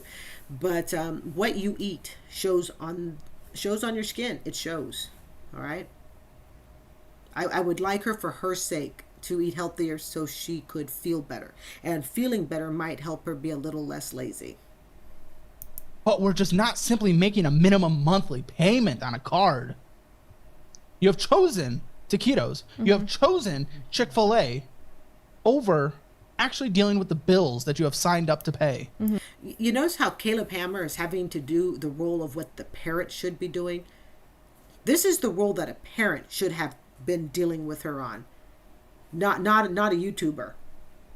But when your parent is just as messed up, when your parent has $100,000 and a bunch of degrees, okay, but is holding on to their own $100,000 for the last 20 years, where is someone like her supposed to not only learn the information on, who the heck is supposed to motivate them? This should not be a role that Caleb or any other YouTuber has to do. But they're doing it, I'm doing it, because you realize so many people don't know. Do you not care? I do care. This is not demonstrating.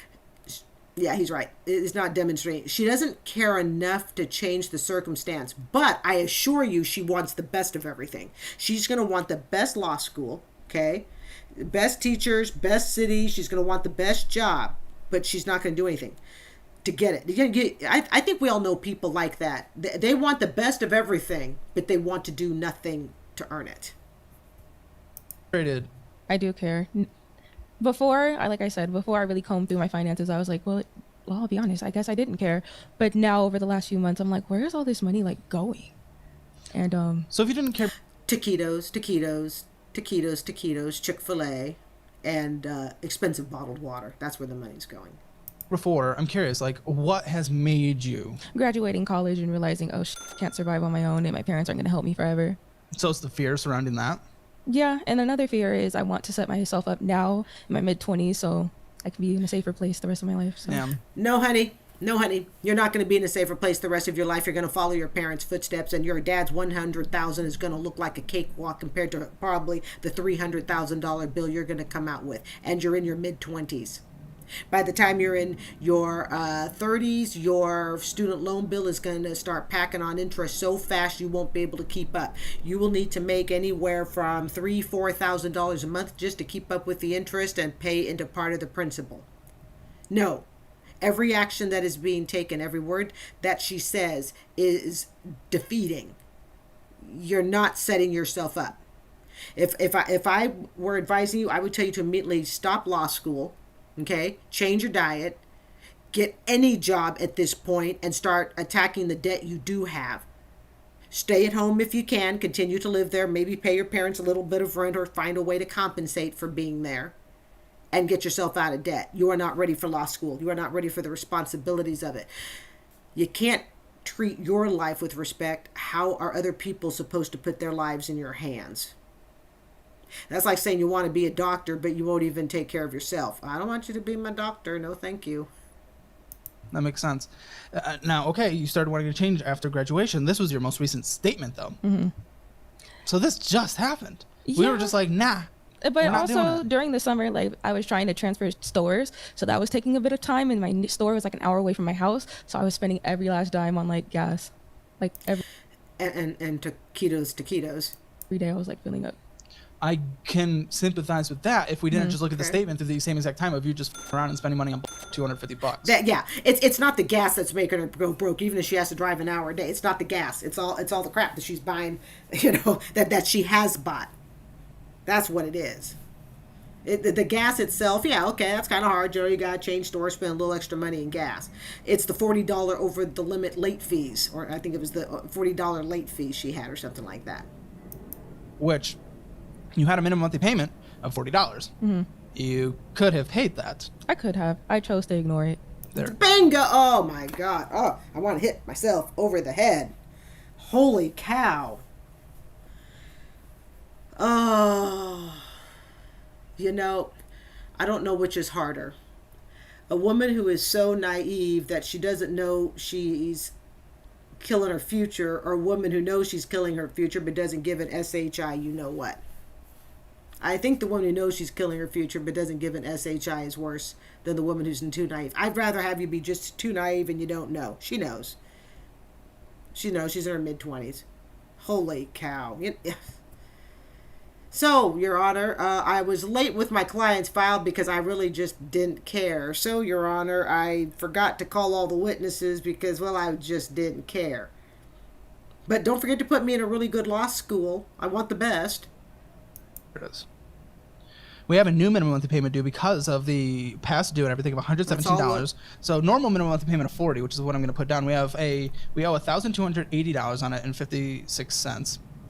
Is up here? Now, $23 of interest is accrued on it, death, and $40 of fees. $40 of fees because you just didn't pay it. And if you only make the minimum payments, if you're not, by the way, you're not even doing that. But if you only do, it's going to take 7 years to pay off, and it's going to charge you an additional $1,250. Boom. She makes only the minimum payment 7 years. This is before law school's been added on. Yeah, this is before law school's been added on. Do we see the problem, young people? Or people of any age? Do we see the problem? In the olden days, they didn't even have to tell us how long it would take. In the olden days, okay, like when I was in college, and certainly earlier, the credit card companies did have to spell it out. It is now legally required. If you look on your bill, they actually have to tell you now. If you pay this much today, it'll take you this long. Okay, they now have to legally tell you that. That's now required. Because there was such an uproar, people going, we didn't know. Although sometimes just because now that we know doesn't necessarily mean people are going to change their habits. Now we just gasp a little longer and look at it and go, oh, okay, well, that's how long it's going to take. Wow. $1,250 stolen from you. But it's even worse than that because you're not doing it. Total interest this year so far. Let's take a look. 200. Okay, so total interest, this is on one freaking card. Total fees, $189. Total interest charge. Okay, let's all pause and look. Look up here. Total fees charged, okay? And this is where I want people to see the same thing happens with student loans. Like I've said, student loans and credit card bills, to me, they're the exact same thing. Student loans are worse because you can't go bankrupt, and it's amortized, so all the interest is up front. But let's take a look. Total fees for this card is $189. Total interest is $195. Total interest paid, $264.50. Look at the interest, $200. Now, all by itself, $200 may not seem significant. Tacking on to a bunch of student loan bills, tacking on to a bunch of other credit card bills with late fees, over the limit fees, interest, now becomes part of that snowball effect. Just gets bigger and bigger. $84.50. $300 in just interest? Like I said, I Yes. avoid the statement, so I did not. Well, we're not avoiding it anymore. We're a big girl, and we're gonna like take care of our life. No, she'll avoid it. Once Caleb is done with this, she will be the type to go home and go, shove it in there, shove it back inside the closet there, or go order some taquitos and order some more water and get back to her usual routine. Because your life matters. Your life actually matters. But in order to actually take control of your life, we have to address some of the issues, which is why you're here. So, and then total I will commend her for being here. We have to give her snaps for that. Okay, she did come. She showed up. fees, $180, and if it's $40 per assessed fee, I mean, come on, $189. You've missed like almost every payment this year so far. Yeah. You're just like, She's so casual about it. It just kills me. I'm not kidding. I had one late fee in 10 years. One. And I practically went running to the bank. It was a late fee, and they reversed it. I don't remember what was happening in my life, but something was happening. I don't remember what. But it was like, oh my goodness. You see, we're supposed to panic when we see a late fee because it means we forgot something. It means we slipped somewhere in our responsibility. it's just like we've given up. We've just given up on our life, on finances. Yes and no. I really didn't work very much over the last, from like January to March. Why? My grandfather passed away, and that That's was hard, and I was trying to finish That's always- college at the same time. Yeah, that's always hard when you have a loved one pass away and you're trying to finish college. And it's doubly hard when you are not motivated to get off the lazy train.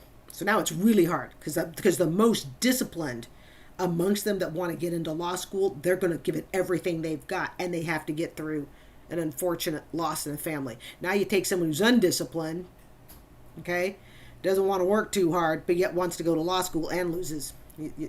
I think you get the point. Time, and that was hard. That is very difficult. I'm sorry. So for I the didn't loss work on that. from, like I said, from January to mid-March. Did you try to contact these? No, I don't know if they would have, but sometimes some some banks can have some sympathy if you if you explain what's going on. Did you at least try? No. So you just let everything just fall. Yeah. But let's say that hadn't happened. Let's say it wasn't about the death of her grandfather. What else has she done with the rest of her life? Where's everything gone? Just let it fall. Right? So, well, yes, she lost her grandfather, and that is highly unfortunate. We'll obviously be very respectful about that. The behavior with that loss matches the behaviors of all the other things that she has done for herself financially, nutritionally, and everything else. Just kind of let it go. Credit scores in the 500s, high 500s. Let's freeze it. Now it's up. It's 640 now. but- Okay. Well, I don't know if they would have, but sometimes some some banks can have some sympathy I wanna take a look if you at this. if you explain what's going on. Did you at least try? No. Yeah. A lazy person doesn't try. They don't. Trying takes effort. And she wants to go to law school. She wants to go to the best. I wish she could see her reflection like the rest of us see it. So you just let everything just fall. Yeah. You could say that. Credit scores in the 500s. Okay, so FICO score as of August 23, 599. It's actually higher than I expected it to be. Okay, to be totally honest. I was thinking it'd be like, 540.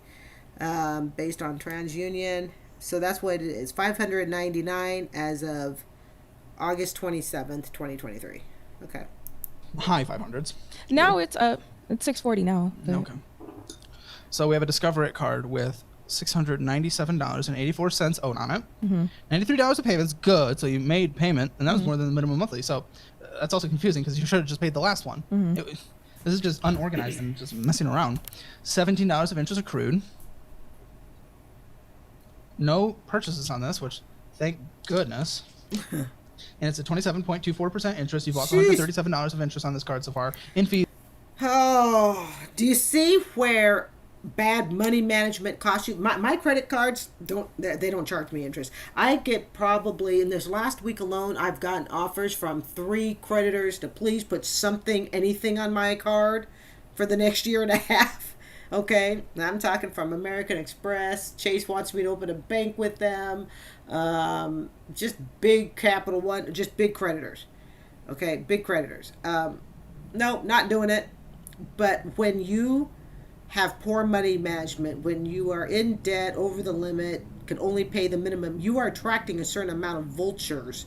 Okay, you have to think of credit card lenders like vultures. And when they see, don't be fooled, when they see that all you can pay is the minimum, they go, hey, that's fresh prey. You think they're giving you a card because they like the way you manage your money. Yeah, they like the way you fail with it. Because when you are maxed out, when you hit more than, I think, 25-30% of the credit card balance. So if you have a $100 card, you shouldn't put more than 30% on there. I know it seems kind of weird to, well, why do you have a credit card? They don't want us to put money. Hey, it's a game, okay? But that game, they see people who don't know how to manage their money as fresh prey. But you are not prey for the good side. If there's a good side of credit cards, you're not courted by the credit card companies that say, hey, 0% for the next year or two, just open up cards with us. You're prey for the other side. The one that says, hey, you know what? These guys don't follow their bill. I'll tell you, I opened up a little cake business, and I did need to get a business credit card for it, okay? I was paid, true story, I was paid a ridiculous $300 in 10 minutes if I would open up 2 business credit cards. Now, I have very good control of my credit. Very, very good control. So I knew exactly what I was doing, and I did need to have them because I have a business, and I don't want to mix my personal with my private. I was paid, I even texted a couple of my friends and said, I just made $300 in 10 minutes opening 2 credit cards because I needed them for my business. That's what you get when you have really good credit, along with, would you please put something on it? Okay. Now, I know this is not the Dave Ramsey way of doing it, and we don't have to do it all the way, the way Dave Ramsey wants. But the key is to know your needs, your limitations, your skills. But I'm paid ridiculous amounts of money, and it's amazing. And then, of course, I get all the cash back. So I figured I'd probably get about another $300 a year in cash back. So it's ridiculous. But that's for the right reasons. And no, I don't intend to get rich off it. Nobody ever got rich off of, credit card perks. But it does get me some nice perks. I was able to upgrade my YouTube equipment.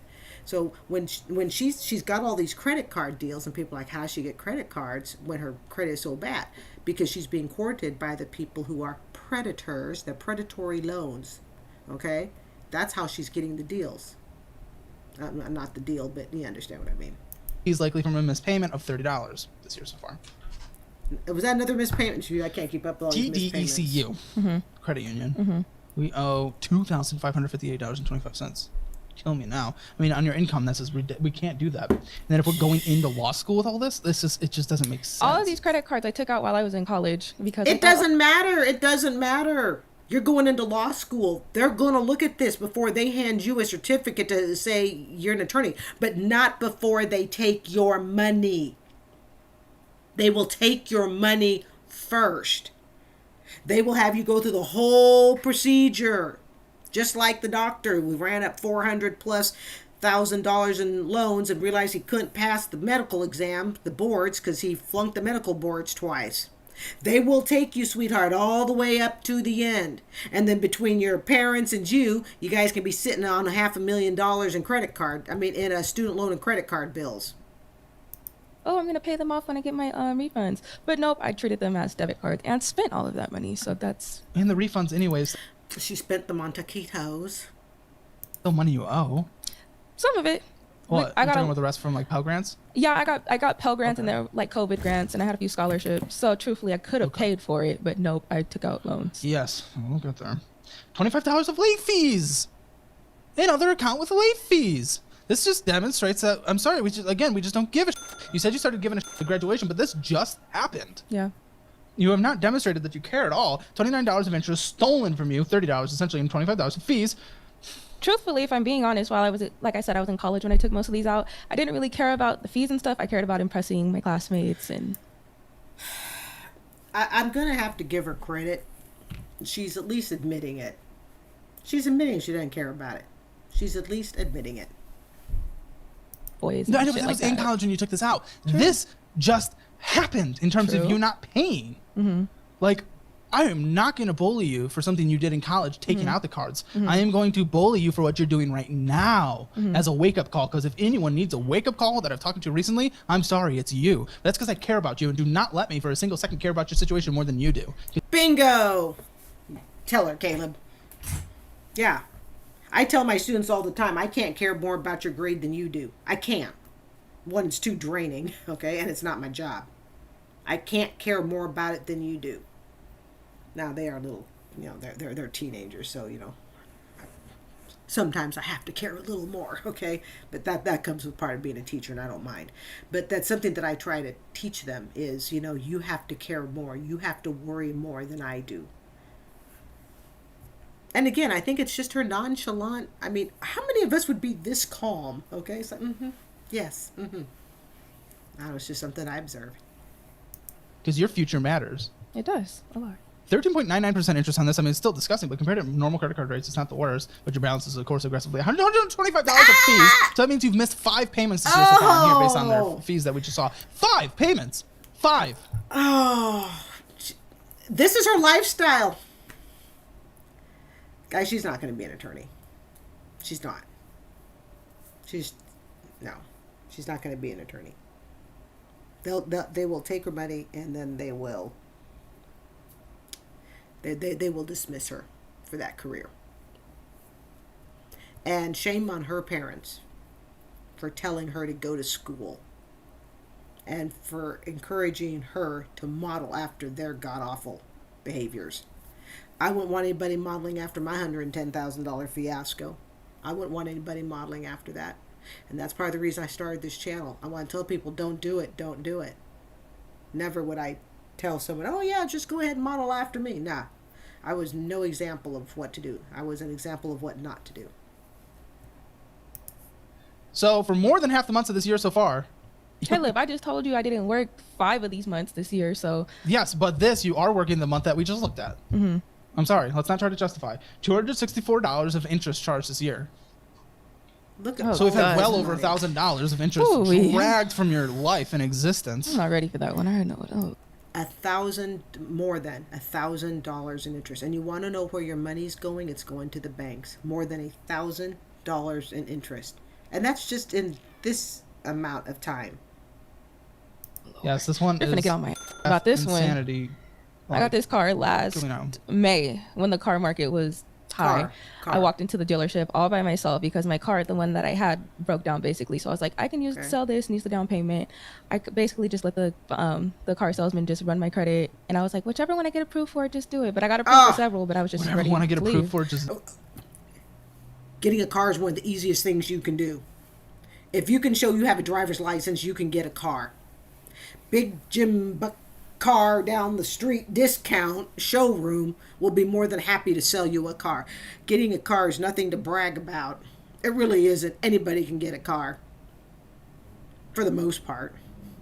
I'll never say all people, but most people can. She is, I think what's concerning is how apathetic she appears to be towards all of this. And it's because she's operated like this for so long that she's numb to it, and you can tell. Yet she knows what she's supposed to do. Because she'll say, yeah, I said I was going to do this and then I chose not to. So she knows what she's supposed to do. She's just not interested in doing it. do it. Yeah, and now here I am with that high interest rate. I didn't capture the minimum monthly payment for the TCU. I think it's like 51. Oh my gosh! On the TCU, you're over the credit card limit. Oh, $58. I didn't even see that. oh, this is like a roller coaster ride that won't stop. So why didn't you try to go with some? So now she's over the limit. This is like I said, you know, I skimmed this video, but of course I never watch it in depth. And usually I don't even skim it. The Dave Ramsey ones, I don't skim those even. That's just played as I do it. Oh my Lord. Oh, she's over. Okay, so of course there's more fees attached to that. Someone. I was trying to hide it from my parents. I don't know why she's trying to hide it from her parents. They're the ones with the 6-figure debt telling her to go to school and ignore it. Yeah. It sounds like your dad's addicted to debt anyways. Yeah. He said it sounds like your dad's addicted to debt. So why are you telling him? Why do you care? I wouldn't care. Yeah, this is true. He injects that into his... It's almost like I want to tell her to get mad. I want to tell her to stand up, scream, shout, do something, cry, you know, I don't know, bark at the air, do something. It's just, she's so calm about all this. And I'm like, do something. I'm looking for a reaction that says you're alive and you're aware that you're in financial peril. Instead, I just see the building burning and, you know, the occupants are inside, happy making dinner. They need student loans all day. And now it's been passed down to me, but I'm got to take responsibility. Yes, you know it's been passed down to you, but are you doing anything to change it? Absolutely. Late charge. My car note is high as I can't afford it. You're right. You can't afford it. You shouldn't have gotten it. Why have you not Late sold charge. Here's the thing. So the car that she said, get me anything that I can get approved for, that car isn't even being paid for on time. Oh my Lord. I'm gonna be underwater with the loan. I've looked up the Yes. value with the car.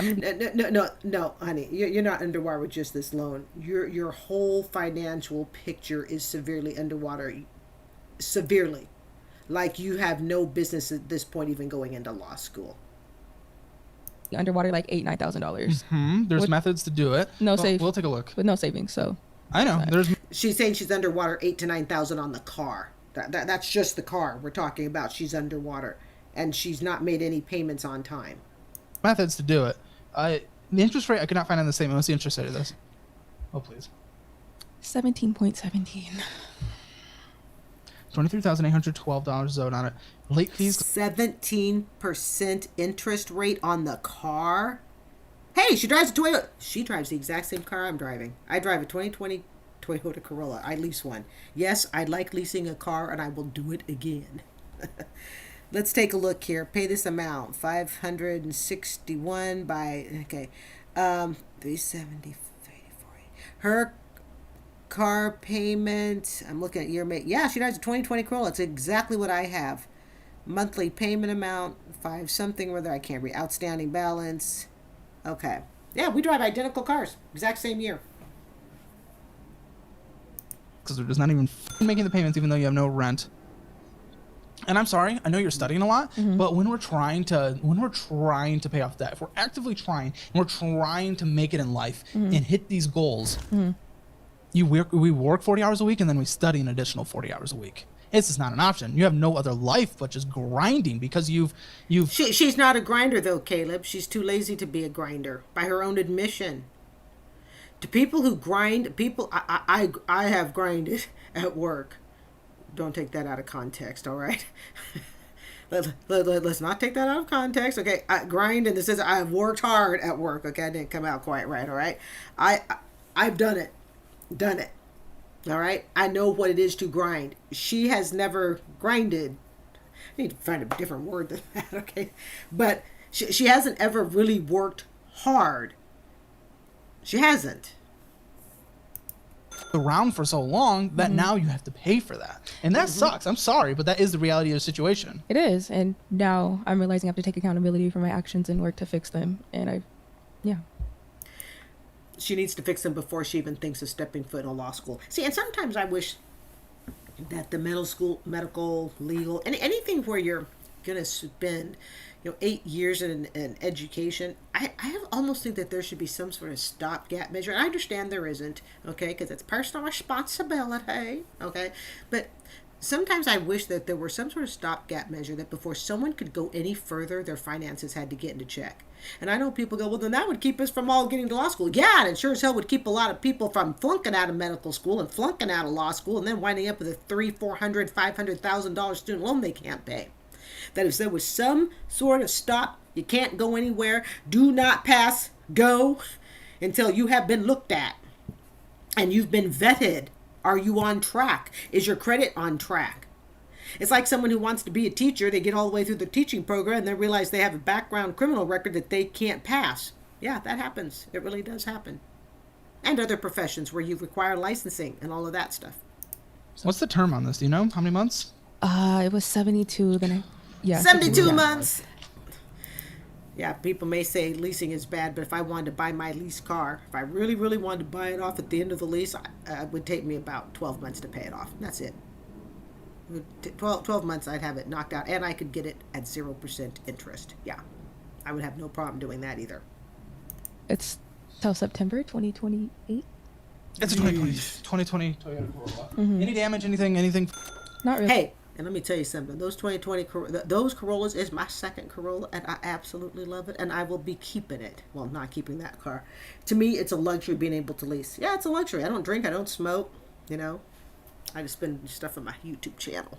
All right, but I mean, it's a luxury. That's a luxury that I decided I wanted to afford when I hit my early 50s, and I leased a car the first time. I loved it so much. I leased it again the second time, and I like it so much I'm going to do it a third time. Yeah, I've owned cars for years and years. I didn't care for it. But 72 months, that's a lot of months. I don't understand it personally. These 72-month car loans that people get themselves into, I just can't do it. I can't do it. Really? No. Let's check the value. It's about 16,000. Well, you tried to hide it. Yeah, it sounds about right. Again, we had the exact same car, and my car lease payoff in 24, at the end of 24, is about 16,000. From your parents, but now this is in his driveway every day. What does he think? The same as you. He was like, "Why didn't you tell me?" I was like, "What?" Why does he care? He's got his own 6-figure debt to deal with. Here's another thing about when you have really good control of your finances, okay? Even something like purchasing a car, paying off a car, doesn't become such a daunting thing. It doesn't. It doesn't become a daunting thing. But you can't be spending it on taquitos. You can't be spending it on stupid bottled water that you can just refill. You can't do that. So I was a bit confused. I'm saying it go about 17,000. Depending on where you look, yeah. Yeah, on private sale. I didn't even think about that. I looked at the one for a dealership.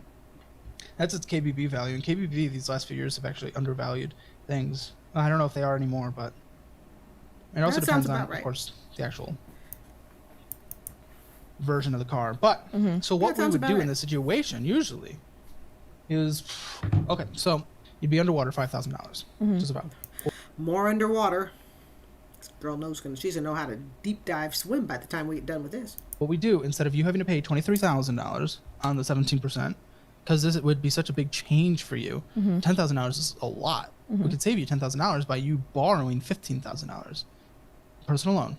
5 of that 15 goes to fully paying this off. Sales price and the 5. Okay. The $10,000, this will be like a personal loan. You'd be able to qualify at your credit score. The interest rate's going to be death, but you're already at death. You get a $10,000 car. That's the finessing that would have to be done when underwater. And compared to a lot of other people that bought it in a high car market, you're actually not underwater drastically. But that's a lot of finessing for someone who admits that they're lazy. I know someone who shall remain unnamed that wants the best of everything. And you can lay out for this person exactly what to do. You can give them the whole rule book. They have to find nothing. All they have to do is just do it, and they still won't do it. They still won't do it. Okay. This is bad. Yeah. And you can't afford this. Yeah. At all. It's as simple as that. Not on this income, at least. I think you could be making more money. I think you could utilize your degree. Honestly, I'm a bit complacent, comfortable in doing this job for like 5 years. So I'm sorry, but Lady, no disrespect, why the hell do you want to be an attorney? Probably one of the toughest careers to battle through, because it's not just about getting the degree. Now you're going to have to battle to get it with a firm. You're going to have to prove yourself. Why do you want to go into law? What are you trying to serve? What purpose are you trying to serve? If you're trying to one-up your parents for whatever reason, I'm sorry, you're not going to one-up them. You're just not. All you're going to wind up doing is joining them in debt. Easy to do. We're not comfortable anymore. It just can't be a thing. That only you can change that. I can't do that for you. I can help create a budget and all this stuff, but only you can change your comfort level and what you want to do to actually attack this. I realize I'm not comfortable anymore after just going through my stuff, and it's like I've been looking for jobs that are salary paying jobs and whatnot. I just honestly don't know where to look. Like I've been Googling like stuff, but I don't know where to look. That, you know what, Googling is not going to get you the job. You're going to have to do contacts. I think just straight Google, you could Google all day.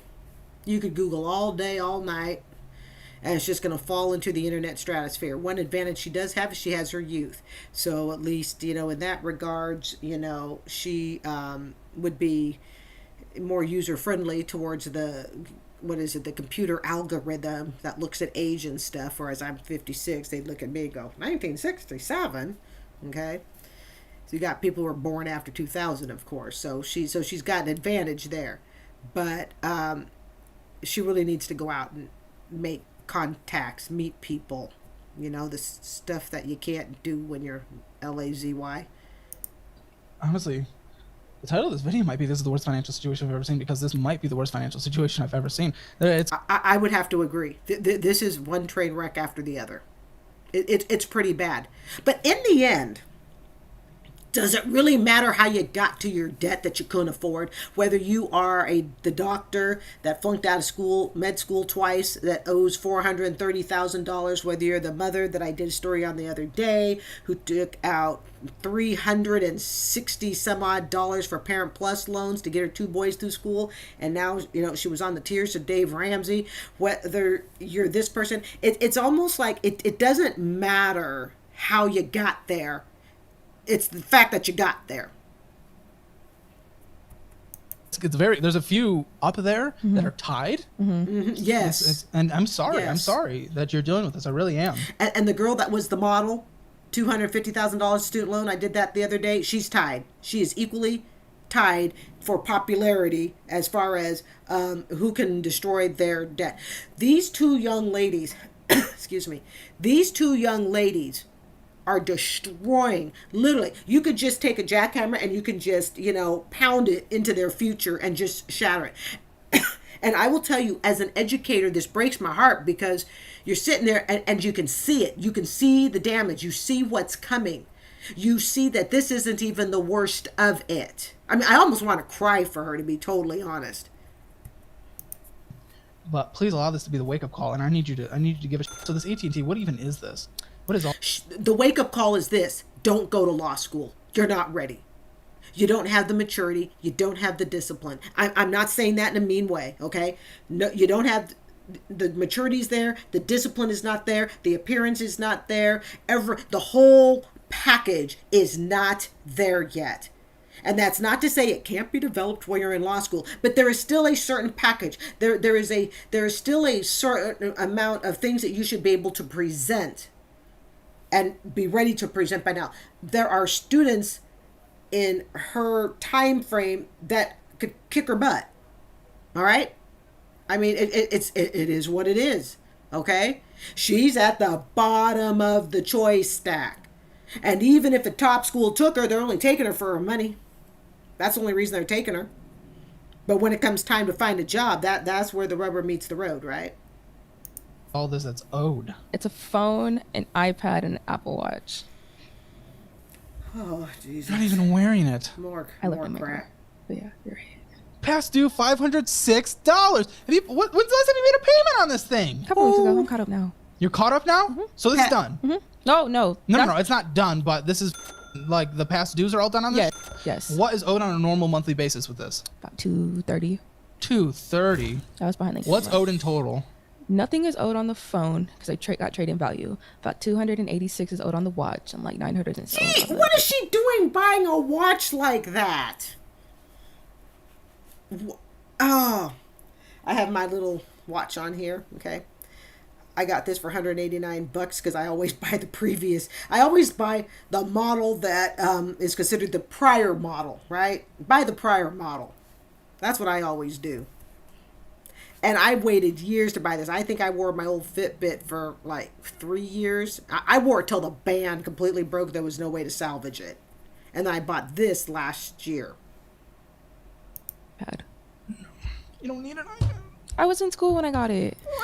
I was in school when I got it, and I have to have it right now because I gotta look like all the other cool kids. What's that song, All the Cool Kids? I can't remember the words to it. I won't save you from my singing skills or lack thereof. Yeah, see, when you're a student, you need all these things. It's not as good as a laptop anyway. Look at that. She's making Caleb Hammer cry. It's like 1,150-ish. Yeah, I could say that. What's the interest rate? Is there an There interest wasn't rate? one. No. 0%, but you're f***ing yourself with the late payments anyway. Do you owe anything on this new phone? No. How? I You got a bought trade it? in. I got a trade in value. And it fully covered? Yes. Okay. Yeah, you killed yourself on this one. This is not something you needed to do. We did not need a watch. I love my Apple Watch. I didn't. I budgeted it. Yeah, I didn't need it. She didn't need the taquitos either. I might just honestly try to sell the Apple Watch. I tried to return it. They didn't. Well, return, right? Yeah, it's no, probably not they an will option. not. I think we try to sell it. How? Facebook Marketplace, something like. No. She doesn't want to sell it, Caleb. She doesn't want to sell the watch. Okay, she doesn't want to sell it. That. Okay. Because it doesn't matter if you can. You said you owe like 250. What's the Apple Watch? What is it? I'm not sure. SE series 8, 7. I'm not 9. sure. I'm really not. Yeah, you buy a piece of equipment, you don't even know what it is. Compulsive shopping, anybody? Compulsive shopping, anyone? I just said I wanted an Apple Watch and the cheapest one, and they got it. Kind of like she said, I walked into the car dealership and I just told them, get me whatever car my credit will allow. Honey, you are a salesman's dream. I don't care if it's selling watches, cars, credit cards on the the campus corner with the free t-shirts. Oh my, and I don't own one of those damn t-shirts today either. Always remember that, children. The free crap they give you, okay? You're not going to keep it beyond a few days, if that. Okay. Well, if we can say anything we want, it just happens. Then I'm going to say, please save us all from the chaos of this financial situation and hit subscribe. It'll make me feel better. Hopefully, it'll make you feel better. But it'll make me feel better. And I don't just subscribe. I'm a channel member. I am a paying channel member. I'm just saying. I love this channel. I could watch Caleb and his interviews here with these clients. I could watch this all day. I'm trying to get to like 1 million subscribers. I can't believe I'm maybe And he'll get it. 750,000. I don't know if we're he'll there get at the time there. of this, but thank you to everyone who has subscribed so far. And I'm sorry. And as long as you're subscribing to him, you might as well hit subscribe to mine too. I mean, at 650, I'll take it. Going through this. Oh, but you always got to call out the subscribe button. So we have a Good way to card. support your YouTubers. Yes, so much freedom owing $1,233 Because we do this for free. and 10 cents with a minimum monthly payment of $45. These minimum monthly payments are just ruining your existence. $33. When I was at my broke, I won't even say my brokest. When I was at one of my brokest, I couldn't make the minimum payments. And it was just scraping to make them. I mean, scraping. $31.06, and I didn't pay a dime more than what I had to. Of interest loss on a monthly basis. No purchase is good. $29 of fees this year so far, so we've missed payments, and $201 Lord. of interest charged this year so far. Are you getting numb to the fees? Are you kind of getting numb? It's like you almost get to the point you go, yep, more fees, more interest. And guess what? Okay, when you have really good credit, you don't pay interest. I don't pay interest on my cards. I think in 10 years, okay, I incurred a little bit of interest payment when I was in the process of getting my condo. Because I was juggling money and I was in the process of getting my condo. And I think I carried interest for a really short period of time. It was just, all the purchasing that I had to do to get, do my condo makeover and all of that stuff. Because trust me, what you see back behind me, that this is not the way the condo came. It was god awful. And I gave it like a $18,000 facelift. So I did use some credit cards to do that, but I wasn't concerned because the amount of interest I was going to have to pay to begin with was very low, and I knew I'd pay it off in a flash. And I had the entire condo done and paid for in 2.5 years, and I was able to get next to almost, not quite zero interest, but I was able to get very, very close to none, and that lasted probably for about a year, and then it was back to zero credit card again. So 10 years, I accepted that. That wasn't a big deal to me. Thousands of dollars in the drain this year of interest charged so far, and you've barely even made that much. Then we have student loans. Okay, all right. Okay, I'm back. I might have to go back on my word, and I'm going to work it through the student loan portion, and then I think I'm going to go ahead and call it done. The goal is that people see exactly the thought process, the actions, and the things that it takes to create a life where you are so burdened with student loan debt in your 20s, you can't get out of it until your 40s, 50s, 60s, and if you ever do. And the goal is that people see that it's not one action that is creating this, but it's many actions, and it's actions taken over time, including advice from parents and their actions and the domino and generational effect it has on student loans. So we're going to go ahead, work through this student loan section, and then I think I'm going to go ahead and stop the video there. I will link it in the description box as to where Caleb Hammer Financial Audit is for this specific video. All right, let's go ahead and knock this out. And anyone who goes, oh, this is too long, because his interview alone was an hour, which is a little bit, I don't know, for him, that's probably pretty normal. But anyone who complains about, oh, this is too much detail, too much time, I'll tell you, with what he does, with what I do, and others of us who really want to bring awareness to student loan debt, it is a whole lot easier for people to learn and watch through a video that they may spend an hour, hour and a half, even 2 hours watching, than it is to get into the debt and not be able to get out of it for decades. So consider that if someone says, oh, that's too much time to learn about student loans. Just something to think about. All right, we're going to go ahead through the student loan section, and then I think we're going to go ahead and wrap up this video. Let's do it.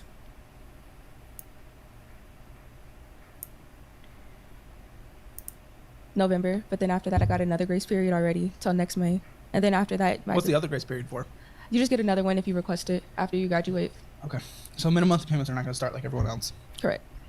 And honestly, we've talked about income-based repayment here. And then if you go to law school. And we know with income-based payments, there is no ever paying off the loan if you go on income-based. The income-based payments don't even reach into the principal. Okay, so you take on $100,000 student loan and they say all you have to pay is $300 a month, which is what I was paying. I was paying about $300 a month, but I wasn't worried about that because I was on student loan forgiveness because I'm a teacher. So that's why I got my loan for $110,000 forgiven in 2022. But for someone who is not on a public service loan forgiveness, or even if you're on one, you don't think you're going to be able to do it the whole 10 years.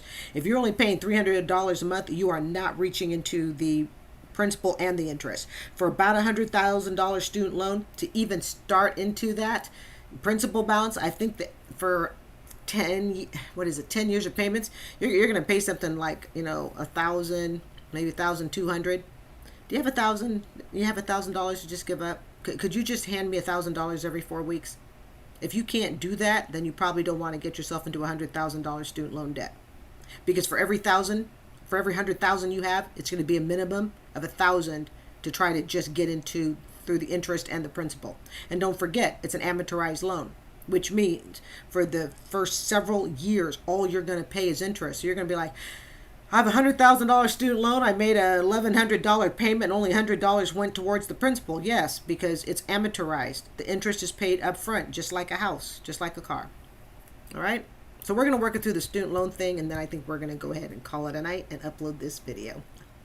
I'm going to defer them again. Well. Mm-hmm. But income based, I would almost do it for Okay, she's deferring them. She's deferring those loans. your situation simply because you cannot afford it. Correct.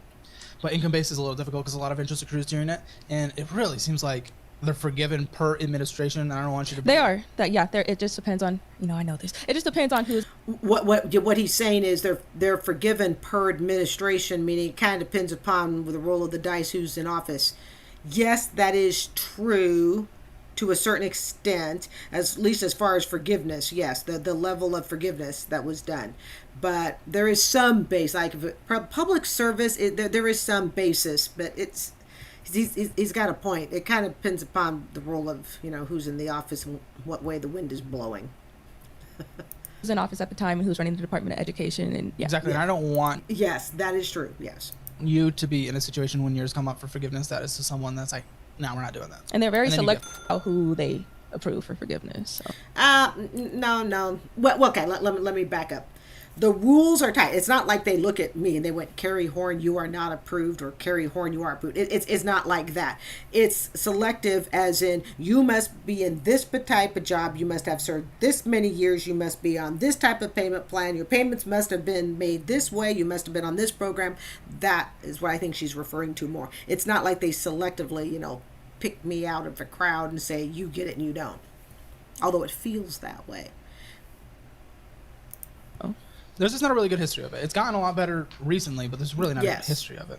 Oh, it has a horrible history, yes, but it has slowly improved. Right. Interest rates, They're not terrible. 4 or 5%. Yeah, they're not crazy. It's average. We ended with $5 in a TDECU checking account. We ended with $5. We can't survive with $5. If we're ending with $5, why are we possibly taquitoing? Why are we possibly taquitoing? Why are we possibly taquitoing and quick quack? Probably taquitoing. Yeah, Honestly, based on all this stuff. car wash, Taquitoing. yeah. Car wash? Yeah, it's a wash. Why are we washing? Quick quack car wash. Someone had a creativity that afternoon. Quick quack. Try to say that. Quick quack. Quick quack. Quick quack. If we have $5 in a checking account, we're not washing our car. I don't give a shit if you're... $5 in a checking account. Raise your hand if you've ever had $5 or less. I have. Regularly. Not regularly, in years and years. But yes.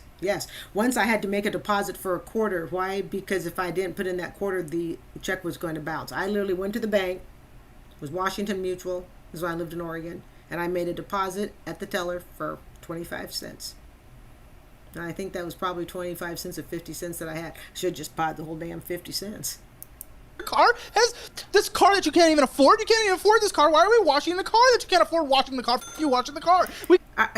Do you see all the, next to giving Caleb a heart attack, do you see all the luxuries? All of this stuff is luxuries. When you are getting into student loan debt and you're doing, and it's not just student loan debt, it's credit card debt, okay? But these are all luxuries. Have you really seen her purchase anything of absolute necessity? Have we purchased medicine that we're aware of? Okay? What are we purchasing? Fast, quick, convenience, easy. What's the word she used? Lazy. That's what we're basically purchasing. We can't afford it. It's right. It can't be dirty. Yes, it can be. Who gives a shit what it looks like? You're in it. Who hasn't driven a dirty car with bird crap all over them and you didn't have the money to wash it off? You just pray for the gods of rain to happen, right? I think we've all been there. She has a tough time giving up luxuries. She's having a tough time. It's like, I don't even think she's entitled. I don't even feels like it's entitlement. You know, she lacks the energy. I'm saying that politely. She lacks the energy to, give me the impression that she feels entitled. I think it's just an apathetic combination of apathetic, lazy, don't care. Yeah. I have gone with dirty cars, and literally the rain is what washed it. Hey, You can't even see it. Who are you trying to impress that you're pulling up to on a at a stoplight? Who are you trying to impress? Somebody with a cleaner car? I don't know. Who gives a shit? If they look at your car, they will not remember it 5 minutes later unless you have like a crazy painting on it or some weird, Yeah, they won't remember. So who cares? Who cares? Who are you doing this for? Yourself? Once you're in your... Sorry, Caleb, I don't mean to interrupt you on your moment of tirade there, but she really, really doesn't understand. It's almost like, I don't know if it's because she doesn't care or she doesn't understand. It's like you almost need a psychologist to peel this apart to some extent, because you notice the emotion that Caleb reacts with versus the emotion she does not react with. You notice the difference. You can tell he's affected by it. I mean, at one point I was ready to cry in the first part of it, because I'm just like, I see what she's doing to herself. I see it clear as a bell. And she's just sitting there reactionless, which tells you something's wrong. Car, you don't see it anyway. You're not wrong. I'm not wrong. See, you see, and the thing is every time she says that, I almost don't even know if I should be scared of her. I know she says it with such a calm. I mean, there's just no, I won't say something out of a horror movie, but it's like, Caleb showing the normal, hey, reaction, and then we've got the, yes, you are so right. I expect the spooky music to be playing any minute. Probably taquitos. ATM withdrawal of $280. Where's that $280 going? We have no idea. Chick-fil-A, more ATM withdrawal $280. Where's it going? No one knows. Taquitos. Cruise. Junk food, junk food, junk food.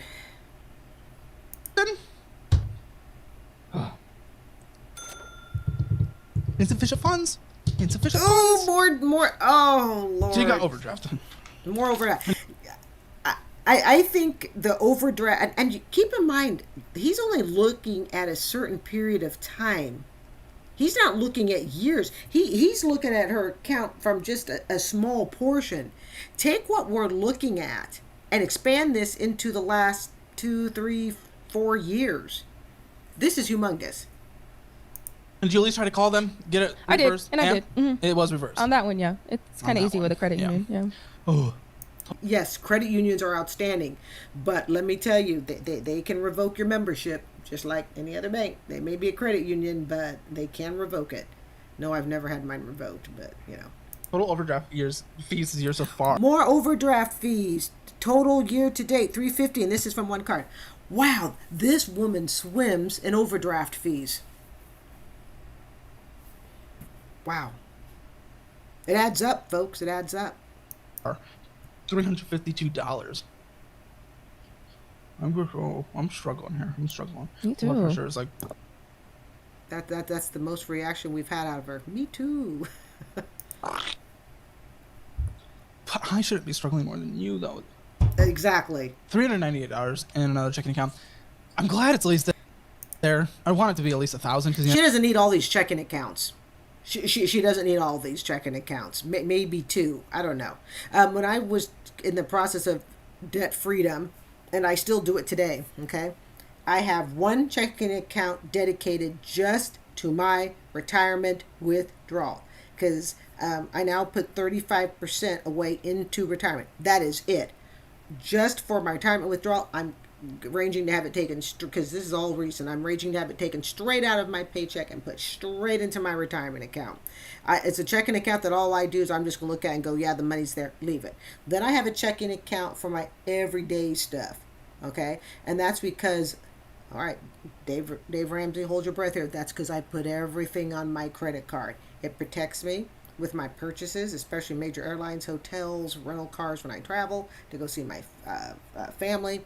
It gives me 1% to 2% cash back on everything. I usually net about $300-400 a year in fun stuff, and believe me, I don't use it to pay bills. I use it for fun stuff, things I would never normally purchase. Okay, things that are normal household related. I don't use my credit card cash back for that. I'm not trying to get rich on it.